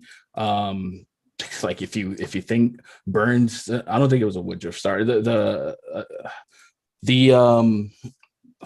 if you thought Burns was somebody that might go backwards on the sticky stuff debate, sure, take a shot at him. He only lasted 4 innings against the Pirates on the 12th, gave up 9 hits. But I'm not excited to play Pirates, but I guess with Brian Hayes in the mix, it's a little bit different. But I'm really just stretching to answer. No, that's fine. Look, you can easily turn back and be like, no, man, look, we've got plenty of other ways in which we could stretch, we could address, we could fill time. Trust me, we could talk about your misery with your squad, my misery with my squad. There's plenty of ways in which we could get to it. I'm just curious because a lot of times, we look at kind of tiers of where your interest is. And there may be like a 2 or 3% look on a stack where it's like, you know what, it's at the very least worth mentioning before we kind of look at individual players. So that's the only reason why I usually ask that, just to kind of make sure that we cover everything. So it's not like, 7 o'clock and it's, oh yeah, by the way, the Brewers, if you want, there's something small there that you may be worth jumping on. That's all. Yeah, I will say it looks like that Nationals lineup came out and Trey Okay. Turner's not in it. So Schwarber, Turner, Soto are everyone's favorite trifecta there. And it seems like they're going to try and start Victor Gonzalez, maybe eat that at bat against Schwarber. And then also like if they do get a rain delay, they turn it over to Gonsolin. So it seems like they may be a little bit more methodic about it. But losing Trey Turner from that stack, if you were going to take a shot on that game playing, definitely hurts. Like that's a high ceiling guy. I didn't necessarily love the matchup for them anyway, but it's definitely one of the highest ceiling guys on that team to kind of build around if you're stacking it and he's not on the board. All right, so let's start then kind of focusing in on where we are is just looking around individual players and maneuvering through your stacks to create some one-offs as well. We'll get to some props before we get out of here, of course. And I told people at the start of the show, I know people just come in, right? So that's why we continue to remind you to hit the like button, to subscribe to the channel. So that's one of the best ways you can help us out to continue to build what we're doing is subscribe here to our channel. And then, of course, the notification bell. So you're not pumping in, 24 minutes late and asking, wait, did Gundacker hit this guy? Or, why is this guy not have a beard? The other guy not have a beard anymore. So, yes, I see that. Trust me. I'm sure Gundacker would rather answer your questions about a P2 or a one-off than have to deal with the bullshit about why I was forced to shave in my house. I don't speak for you, sir, but are you okay with that in that one instance? No, go for it. I mean, so like I shaved too. I guess I didn't have the man beard you were going. Wait, did you really? Yeah, I wasn't sure. Like I had a little extra, but down here it's reaching 100 degrees, and you just start hating life sitting there hot, and it just humid beard. So I was like, you know what, it's got to go. But if I shave it all off, I tend to look a lot like Uncle Fester, so I had to leave a little bit on it purposely. So yeah, but you definitely look like a younger.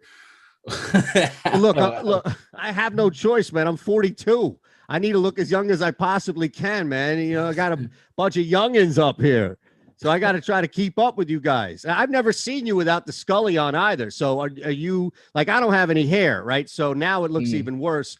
When I take my hat off right now, you talk about Uncle Fester, man. Yeah. If I don't have a little bit of a tan, that's exactly what happens. Yeah, I keep it crew cut, but it's just small lady will chop it off, and I don't have time to do it. So I just more often than not, I roll out of bed, get to the computer, and I don't want to deal with my hair, so I just throw a hat on. I love it, man. See, that's a major deterrent. I'm in the Northeast, right, where I do get a little more colder weather and much colder, but like more throughout on the calendar. So wow. I can take advantage of that, right? You could grow that. They call it the Philly beard. Like Freeway, all these old school rappers had, right? This big, thick Philly beard. So I can get away with that. You've got what, like a month and a half of 40-degree weather, and that's as cold as it gets? Yeah, I mean, we had that freeze for a week, but yeah, it was cold. I just want to say, John Hendrickson said, "You look like J Hap," and I can't unsee it now. So like, J Ahap, isn't it? J Ahap. You can't call him J, right? Call him J. He hates being called J. That's his thing. But yeah, you know what, man? I have to go back and see. Last time I remember looking at him consistently was when he pitched here, which feels like a lifetime ago. If you remember when he was a Philly. So I have to look at that, man. Look, I would much rather take J or J Ahap than Uncle Fester. So we're good there. By all means. See, I should have gone your way and trimmed mine up. You got a nice shape up on yours. Mine I just chopped off. So, and you're in the heat, so you can justify it. Now, we did get a super chat, not just referencing the beard. Soul Dope 1234. So we'll bypass the beard comment and get to the Gundacker question, which is best stack and mid-range pitcher. Kind of going back to where you laid out with maybe a P2 for you, as well as your stack of choice that you hit. Yeah. So I'm going to answer this by just looking at the Awesemo.com top stack tool. So the top stack percentage on the St. Louis Cardinals does look really, really good. It's 18.5%. We're expecting the field coming at 20. I don't want to be cheap and give that one as the best stack. I really like the ownership percentages there on that San Diego Cincinnati game.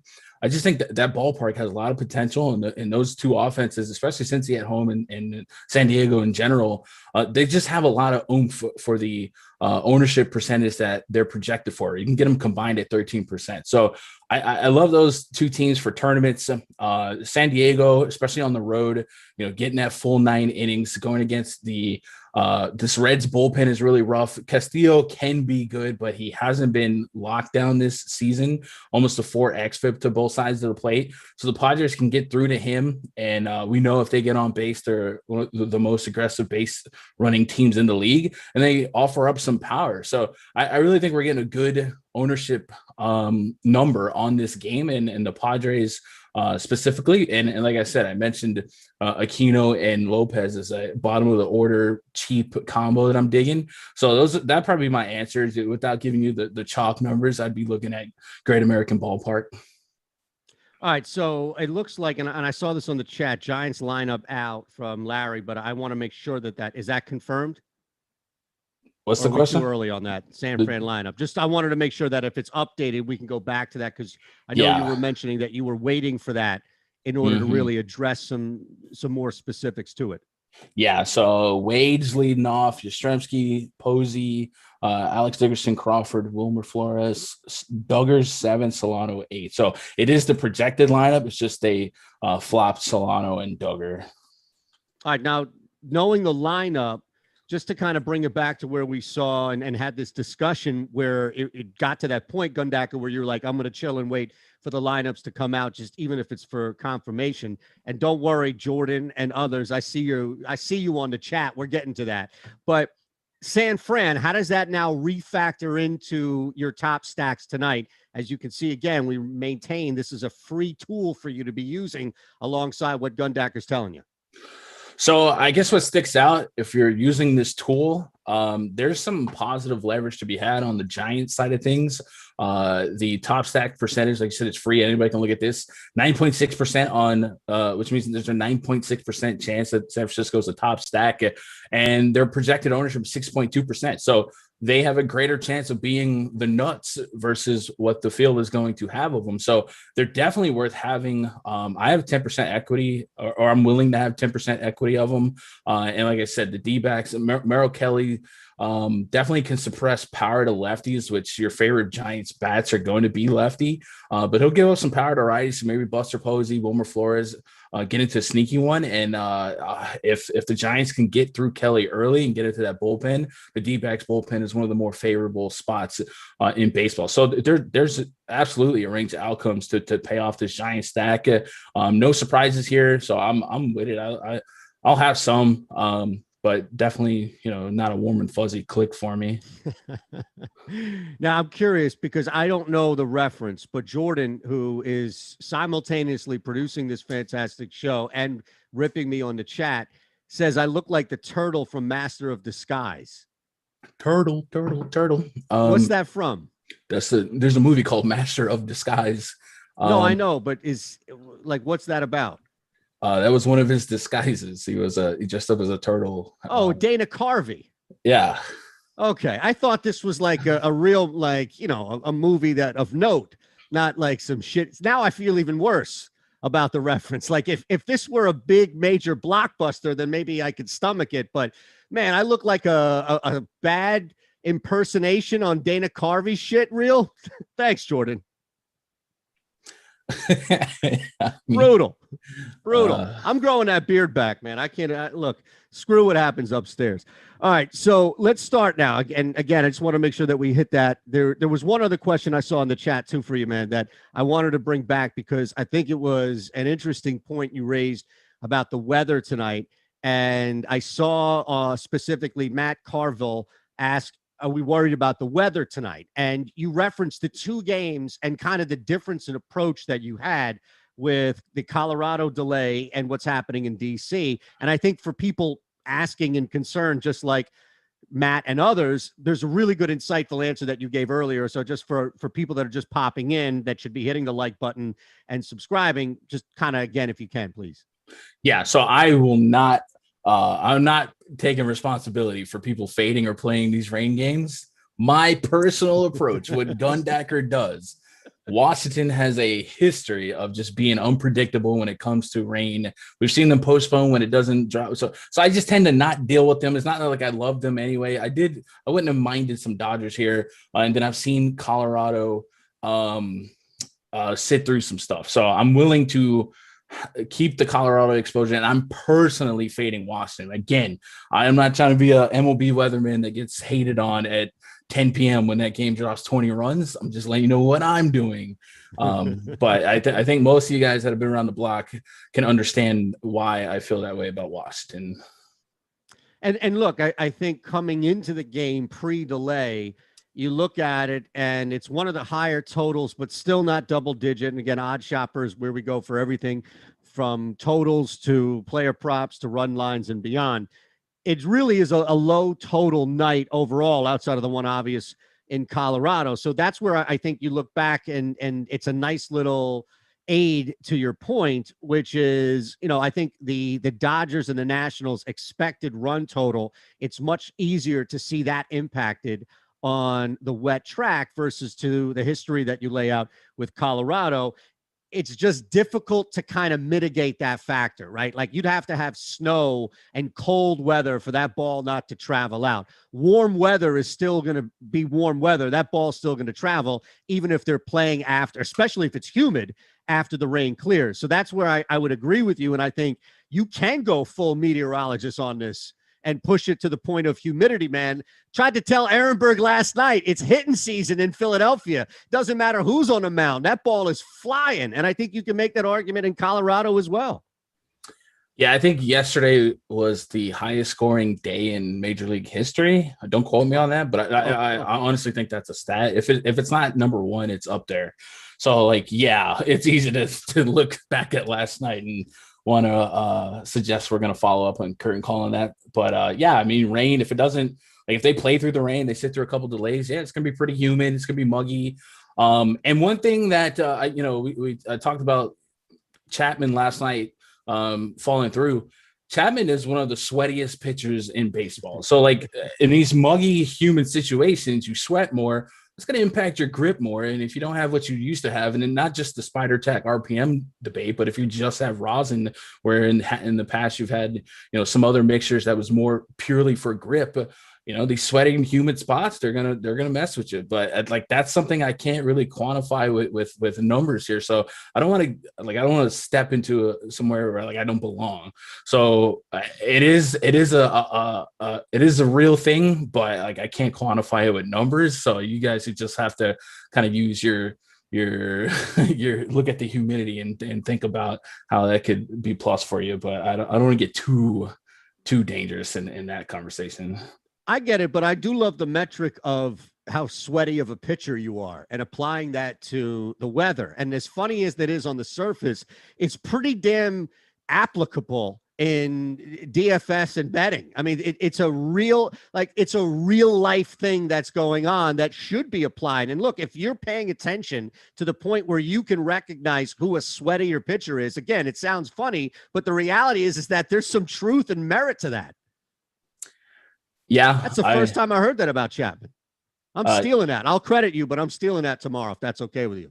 Yeah, I mean, yeah, just watch any film. He drips sweat. If you ever watched CC Sabathia pitch, he had a new hat every inning. That, he was a faucet. So there's people I'm like that. So, that's like Ewing having to change his jersey at the half. Yeah, it is what it is. But I don't have a spreadsheet based on, sweat degree on. No. I didn't think you did. I didn't think you had a model prepared for sweat that's sorted by sweat, but it's something that you've seen and it's something that you've been able to reference. And I would imagine that there's probably 2% of the people that are watching throughout the day that would have that insight about something like that and then be able to apply it. So that's why I pushed it. Yeah, it's funny and I love it, but I think that there's some true merit to it. That's all. So anything at all that we can use to your advantage. Yeah, Stubbs is sweating right now in the chat like others just thinking about this. I got the fan on high up here, man. Seriously. Yeah. Brutal. I don't like to teeter on the slippery slopes because I like to be the numbers guy, man. I don't feel you. That's fine. I'll push the narrative shit so that if we get something wrong in the show, I'm the easy guy to blame and be like, well, I heard that guy BS and I should have been listening to Gundacker's numbers. So I'll take the hit on there. Now, let's look individually, and we can start, of course, in a position that, depending on the slate, depending on where you're looking at it, can provide you a little bit of value versus if you have, like tonight, a guy that may stand out at the top. You mentioned Buster Posey involved in the San Fran stack, but is he the guy you're getting to the most as far as your top catcher? Top catcher? No, I have a lot of I had some Varsho at the moment. Catcher's like my least prioritized position. So I don't necessarily, I'm not ultra results orientated on ownership or results oriented. There's somebody in chat that loses mind if I don't say that. But I tend to just lean on, like, end up having the cheapest guy a lot. I do like Tyler Stevenson if you want to buy into, or if you want to join me in the ballpark going nuts. He's 4,100. He's a cleanup catcher, so that's fun. Buster Posey's fun too. 3-hole. You're gonna get that guaranteed first inning at bat. He's on the road. It could be a plus spot, and it actually does. Like the metrics from Merrill Kelly in terms of power allowed does benefit him more so than the lefties around him. So I don't mind that as well. And then I also have Yadi Molina, batting fifth in Coors Field. You like that as well. Right now, Molina is up there as my highest own. And then like guys like Dalton Varsho just filling in holes at a low price point. So a lot of times my catcher is just like who's in my stack. It's not really it's not a high priority position for me, at least not today. There are some days where it gets a little stacked at the top, but not today. Look, I have to be honest, man. You and Jordan, I'm surprised so many people have seen that Dana Carvey movie, and now Jordan put it out on Twitter so the world can see the difference. And I mean, honestly, man, I guess I thought, like, I knew I was ugly, but I didn't think I was that ugly. So I appreciate you reminding me, Jordan. Thank you. Or maybe just shining the light on me. That's all. All right. The movie came out in 2002. Wow. 2002. Do you remember it? Like, is it something that you remember, or was it just like a piece of shit movie that you caught one time and was like, oh yeah, I remember, the turtle guy? So in 2002, I was probably like, I don't know, 12, 13. So I probably watched it and enjoyed it because I was a child. I don't know if I'd put it on at night with my girlfriend and enjoy it, but I remember it because I was a kid and watched it. Yeah. Right. That's not like a guilty pleasure night where it's just like, hey, babe, we watched a bunch of your shit for the last couple of nights. Do you mind just please, if we can do Master of Disguise tonight? It's not one of those movies. No, I do like, I like Dana Carvey though. So. Yeah, I like Dana Carvey too. I think Dana Carvey is sneaky, underrated, funny, and it's movie stuff too, not just Saturday Night Live. He's really funny stand-up. So yeah, that's why I'm surprised I haven't seen this movie. Not that I'm a Dana Carvey movie buff, but Dwayne Lowe says he saw it in the theater. Come on, nobody saw this movie in the theater. I mean, back then that's the only way you could. Well, unless it went straight to DVD, right? Did they have DVDs? I don't even know. I guess so. Yeah. Oh man, come on! You've seen a DVD before. Yeah, I have. I've seen VHSs more though. Anyway, Beta, baseball. That's right. Yes. All right. So let's move now to more of a valuable position here. We'll kind of bounce around the infield, get to a couple of home run picks and maybe a punt or two before we get out of here, and tell you, of course, about what's happening beyond just the free tools that you have available to you, the MLB Top Stacks, what we continue to use, what we continue to show you as a great tool to kind of open up conversation and go to for a bunch of different metrics that you have in front of you. Take advantage of that, but why wait once a week? You can just be part of the Awesemo Plus community. It's $29.95.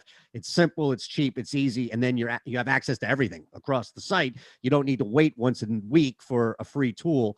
just so that you can take advantage of that throughout the board. Now you want to bump up to Awesemo Plus Platinum. That's what we've been telling you about now for a little bit. It's easy. When you hit the checkout, use our promo code MLB Live Before Lock. That's the name of the show. It's all one word. It's in caps. MLB Live Before Lock. You'll get a quarter off, 25% off your first week of Awesemo Plus Platinum, and you'll see right away the difference about how you can use it to your advantage. All right, my friend. So let's keep it moving here as we continue with the infield. I know catcher, especially tonight, not a position that you're getting to for some value. First base, on the other hand, I imagine that's a little bit different. For value or just no, for just as far as spending and looking at where you can get a positive return as opposed to just not really caring as much about the catcher position. Yeah, so Paul Goldschmidt is going to likely lead a lot of this position on both sites for not just myself, but probably the field. Part of the highest owned stack, one of the linchpins of that. Looking at the main slate ownership projections from Awesemo.com, kind of sifting through here. Yeah, Goldie's probably going to be the number one first baseman in terms of ownership. I can't really argue against it based on the park. So yeah, Goldie, behind him, Yuli Gurriel. I don't mind getting to him a little bit. If you want to pick on core, CJ Cron's going to be there, but CJ Cron is actually more expensive than Goldie. And it just seems like more often than not, I'm going to land Goldie if it becomes a human decision, not a robot decision. And then if you scroll down a little bit, we haven't really touched on the Brewers bats much, but I do like the righties here. And Keston here is down there. I wish he wasn't batting seventh, but he profiles well to exploit the power allowed by Will Crow. Last year, Crow allowed over 4 home run per nine. It was only 8 innings, but in a broader inning sample size this year, 45.2 innings, that home run per nine is at 2.88. It's kind of weird because his hard contact fly ball rate and all that isn't really that high. It's actually lower than average, but for some reason he's getting hit for bombs. So if you like that, I think Keston Hiura could take advantage of that. And one thing about Keston Hiura, he has a high K rate, but you can kind of neutralize it here because his 32.3% K rate against righties the last couple of years neutralized by Will Crow's 19% K rate and 8% swing and strike rate. So it's going to dare these power guys that miss a lot to make contact. And when Hiura does make contact, he could have a 15% barrel rate on those swings. So I do like him as a cheap option at first base, but it's hard to argue against the top dog, Paul Goldschmidt. I'm sorry, man. No, go for it. Are you looking just to look at two guys in the same game? And clearly the matchup for Atlanta is the last thing you would call it as favorable. So I imagine just from cost to matchup, Freeman is not a guy you're racing to, but is there any contrarian interest knowing that so many people would probably stay away from him because deGrom's on the hill? And then on the flip side, if you're looking at all getting to Alonso, who's a little bit cheaper, not significantly, pardon me. Are you asking Freddie Freeman against deGrom? Is that the question? Just as far as, maybe on one lineup, just what the hell? I mean, I never reference BVP, but he does have 3 bombs off of deGrom. He'd probably be their, one of their better options at getting to deGrom.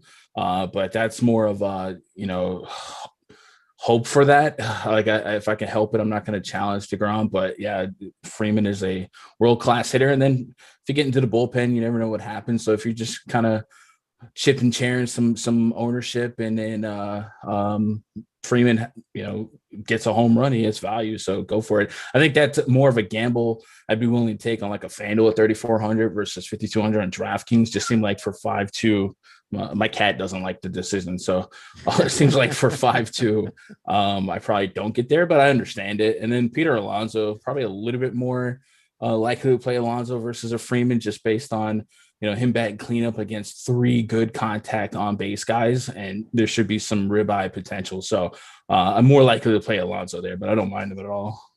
All right. So looking at second baseman, who's your top second baseman tonight? Second base, I have a lot of Garrett Hampson leading off in cores for the Rockies. I mentioned I'm all about some San Diego today. So Jake Cronenworth in the top 3. I do like that. Jose Altuve. But right now, Hampson's my highest own, but I don't think he's going to be like the highest scorer. I have Cronenworth and kind of Altuve for that. And then if you wanted to dig a little bit deeper, India, Edmund are guys that I have some kind of bringing up the rear. I don't have a lot of the low end guys. I don't know if you watched last night, but Ozzie Albies had a triple double, over 50 fantasy points. It was chaotic. So, if he gets half of that, he's a good play, but I don't have any hopes and aspirations to play Braves today. Fair enough. No, and again, I don't think I'm going to stretch many Braves matchups with deGrom, but is there anybody low end punt option? Maybe it is Jeff McNeil, right, leading off tonight for the Mets. Is there anybody on the low end at second base before we look at third? So I mentioned Alejo Lopez.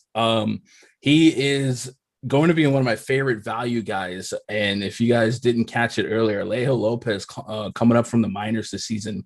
He's not necessarily a power guy. He doesn't have a homer in the minors this season, but he hits for a high average, 348 against lefties and 23 at-bats, 366 against righties and 82 at-bats.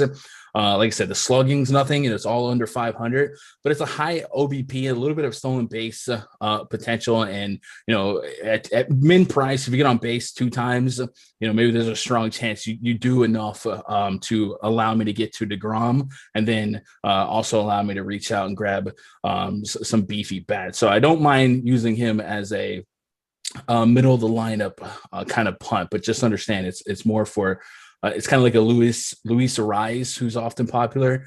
He doesn't hit for a lot of power, but he does hit really well, and he does get on base. So in price, why not? All right. So looking at third baseman, as far as our projections on site crunching and knowing that St. Louis in Colorado, a lot of people, I imagine, maybe you as well, getting to Arenado a ton at the top. Is it him? Is there anybody else you're getting to maybe even more tonight? Him and Machado. Like I said, I love the Padres and Reds based on their ownership. So Machado's right there batting cleanup in a super plus park. Jose Ramirez is probably the best option on the Indians. I do have a decent chunk of Framber Valdez, but I do also have some Ramirez ownership floating around, and Abraham Toro there, and then a little bit of Ryan McMahon and some Ke'Bryan Hayes, and that's about the bulk of the ownership outside of obscure 1%ers. But you mentioned the 2 at the top. Are you getting to one more, or is it more of a split? I actually do have a little bit more Machado than Arenado. Okay, just curious because it made it sound like, and that makes sense, but it's not by much. You're pretty much equal, if you will, or close to it as far as the distro is concerned. All right, before we move to the outfield part of me and tell everybody about another way in which they can be part of a really cool club like the Awesemo Hall of Fame, shortstop. Who do you have the most exposure to tonight across both sites at shortstop? At shortstop, I have going back to Colorado, maybe. It's Tatis and Story. Okay. Which is kind of a bailout because they're both almost 6K. But yeah, it's those 2 split. I have 28% Story, 32% Tatis, and the rest is just kind of spread out amongst the nobodies like Robel Garcia's, Alejo Lopez, dual position eligible. I mentioned him, and then a little Lindor and Willy Adames. Here's one that I'm thinking about going a little higher on. Willy Adames.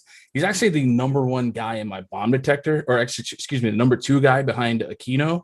And he's got a better batting order, batting second as the road guy. And we talked about Will Crowe allows a lot of power to righties results wise, even though that the hard contact fly ball rates aren't that crazy. So maybe I should heighten my Willy Adames exposure. And maybe I will do that here. But yeah, those are the names I'm leaning on the most. Boy, I wonder if you said you've got him on watch here. I'm sure OddsShopper has a pretty good return for a home run, right? If you're looking at that, is that inching around a shot there too? I don't know if I guess you could have a home run prop on anyone, but I don't know if Willy Adames is one of the guys that make the list. I honestly don't know. In my state, I don't have the luxury of betting homers. There you go. All right, so we got a couple. Speaking of which, I want to get back to DeGrom. There's also something that was interesting about Wainwright earlier, but let's look at outfielders. A couple that you have targeted. Also get to these player props as mentioned, and then be out of here with a home run pick or two that you have, Gundacker. Before that, though, as we continue to let everybody know about the Awesemo Hall of Fame, it's just another way in which, yes, you can brag, but you can also win a free month of Awesemo Plus Platinum. Look, we're hooking you up a free week of Awesemo Plus Platinum by using our checkout code MLB Live Before Lock. If that's your Awesemo Plus already, but in this case, all you need to do, a couple of things. You need that profile pic. So download the Awesemo pic at awesemo.com/avatar. Place in the top 3 with a contest, be a contestant with over 5K, and tweet the wins at Awesemo HOF. And you can just see them here running through these beast mode out there. Beast them 808, pretty big wins. Keep it grinding. And as Jordan goes through it, you can continue to see the winners that we put up, and they're new ones each and every night, each and every morning. I wake up, or maybe I'm up late enough, depending on how much the insomnia is kicking in, and you see people just love it. Hood Wop there again, the tag of Lofty and others, and sometimes tagged in it, other times it's just people that are on the site that are retweeting it.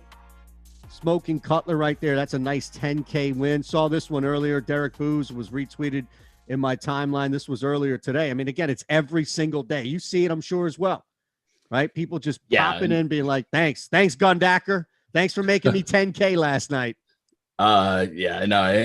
Any contest you play on any site, if you look up at the top, you're going to see some Awesemo avatars. So there's a reason.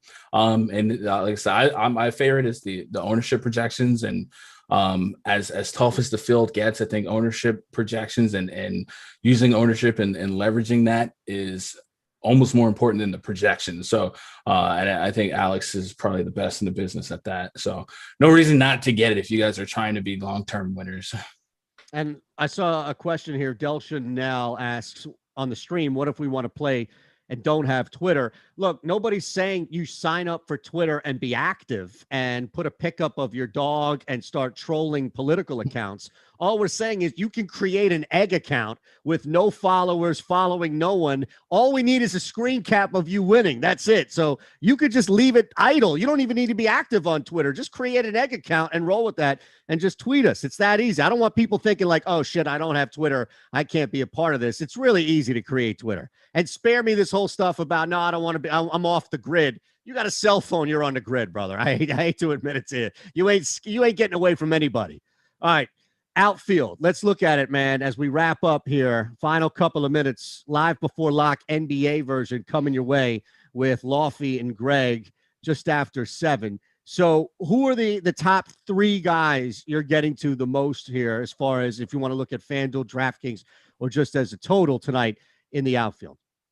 So I do, if we're paying up, I do like Nick Castellanos. I don't mind Christian Yelich, but I've had like the greatest success on playing Yelich, but Castellanos fits my Padres Reds infatuation. Dylan Carlson leading off at 3,800 in cores. That's one of the more invaluable spots, right? Get a road leadoff guy at under 4K. I definitely will be heavy in that. I think he might be my highest owned outfielder right now.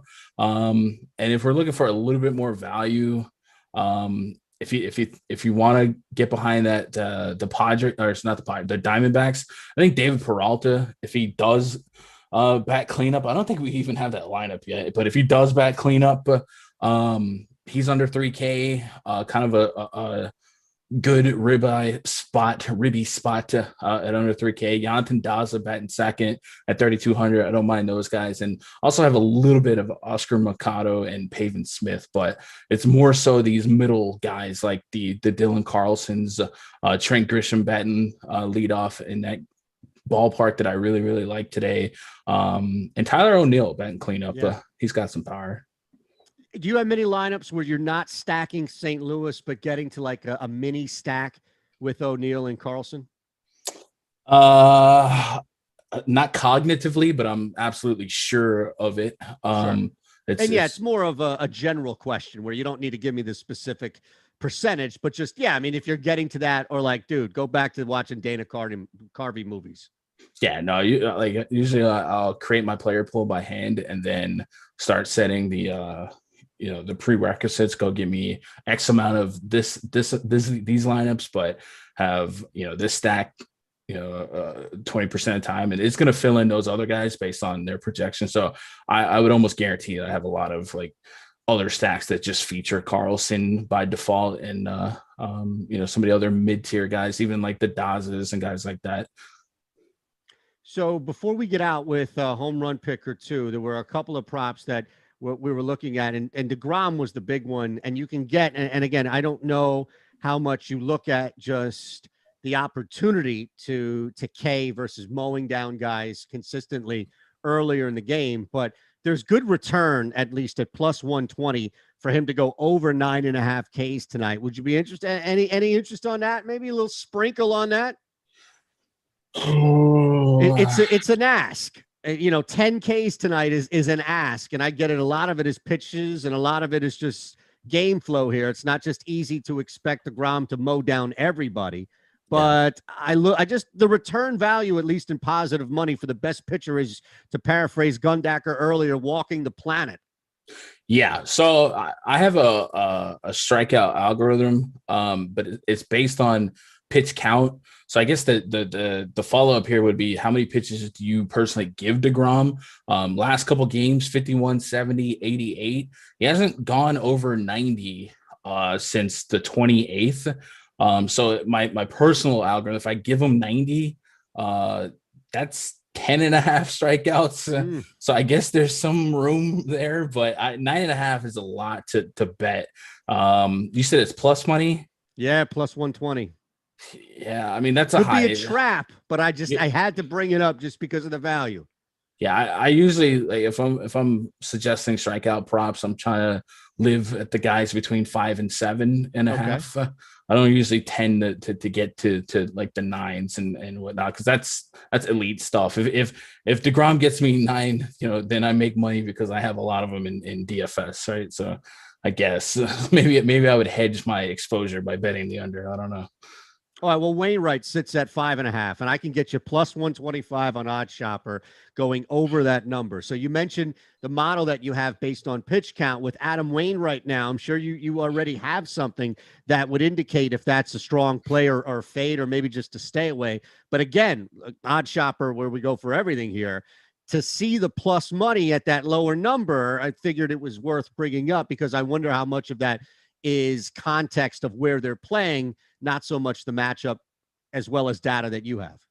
Yeah. So my algorithm, it doesn't consider the elevation of cores, and that's definitely something to consider for Wainwright, because he is a high curveball guy, and with the thinner air, it's going to break a little bit differently.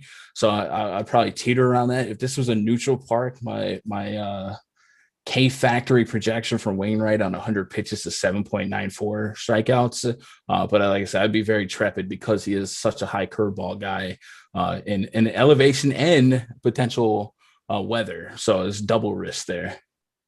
All right, brother, give the people what they want. Who's hitting home runs tonight?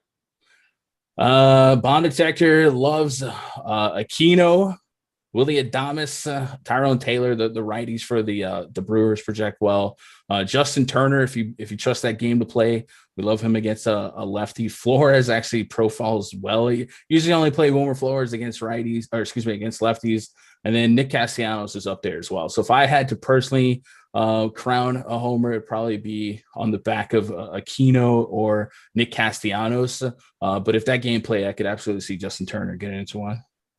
All right, man. Again, you could follow Gundacker if you're not already, as you see, at Gundacker on Twitter, at Shander Show for me. Thanks to Jordan, as always, for producing the show and taking as many unnecessary shots at hosts as humanly possible. We appreciate he's paying attention and doing many things at once. You can't ask for anything else. When are you back on the channel, man? I think tomorrow. Okay. I think I only had 2 this week, so I think tomorrow. Do you want me to find out just to make sure? I'm pretty sure. Like I said, usually before I go to sleep, I'll double check my schedule. I think it's Saturday, brother. Saturday. Actually, Okay, Saturday. Yeah. Well, there we go. You're back on the schedule. Hey, Gundacker, when are you back on the schedule? Oh, real quick, you're back on the schedule Saturday at 6 Eastern. There you go. So you didn't even have to think and do that. There we go. That works. All right. Live before lock NBA version coming up next as you got Greg and Lofty. So get ready for a big night with the Hawks and the Bucks minus a couple of superstars. Leave us a like. Make sure you're subscribed. Make sure you're following all of us on Twitter at Awesemo_com first and foremost. Thanks, everybody, for watching. Leave us a like, subscribe to the channel, and have a great night.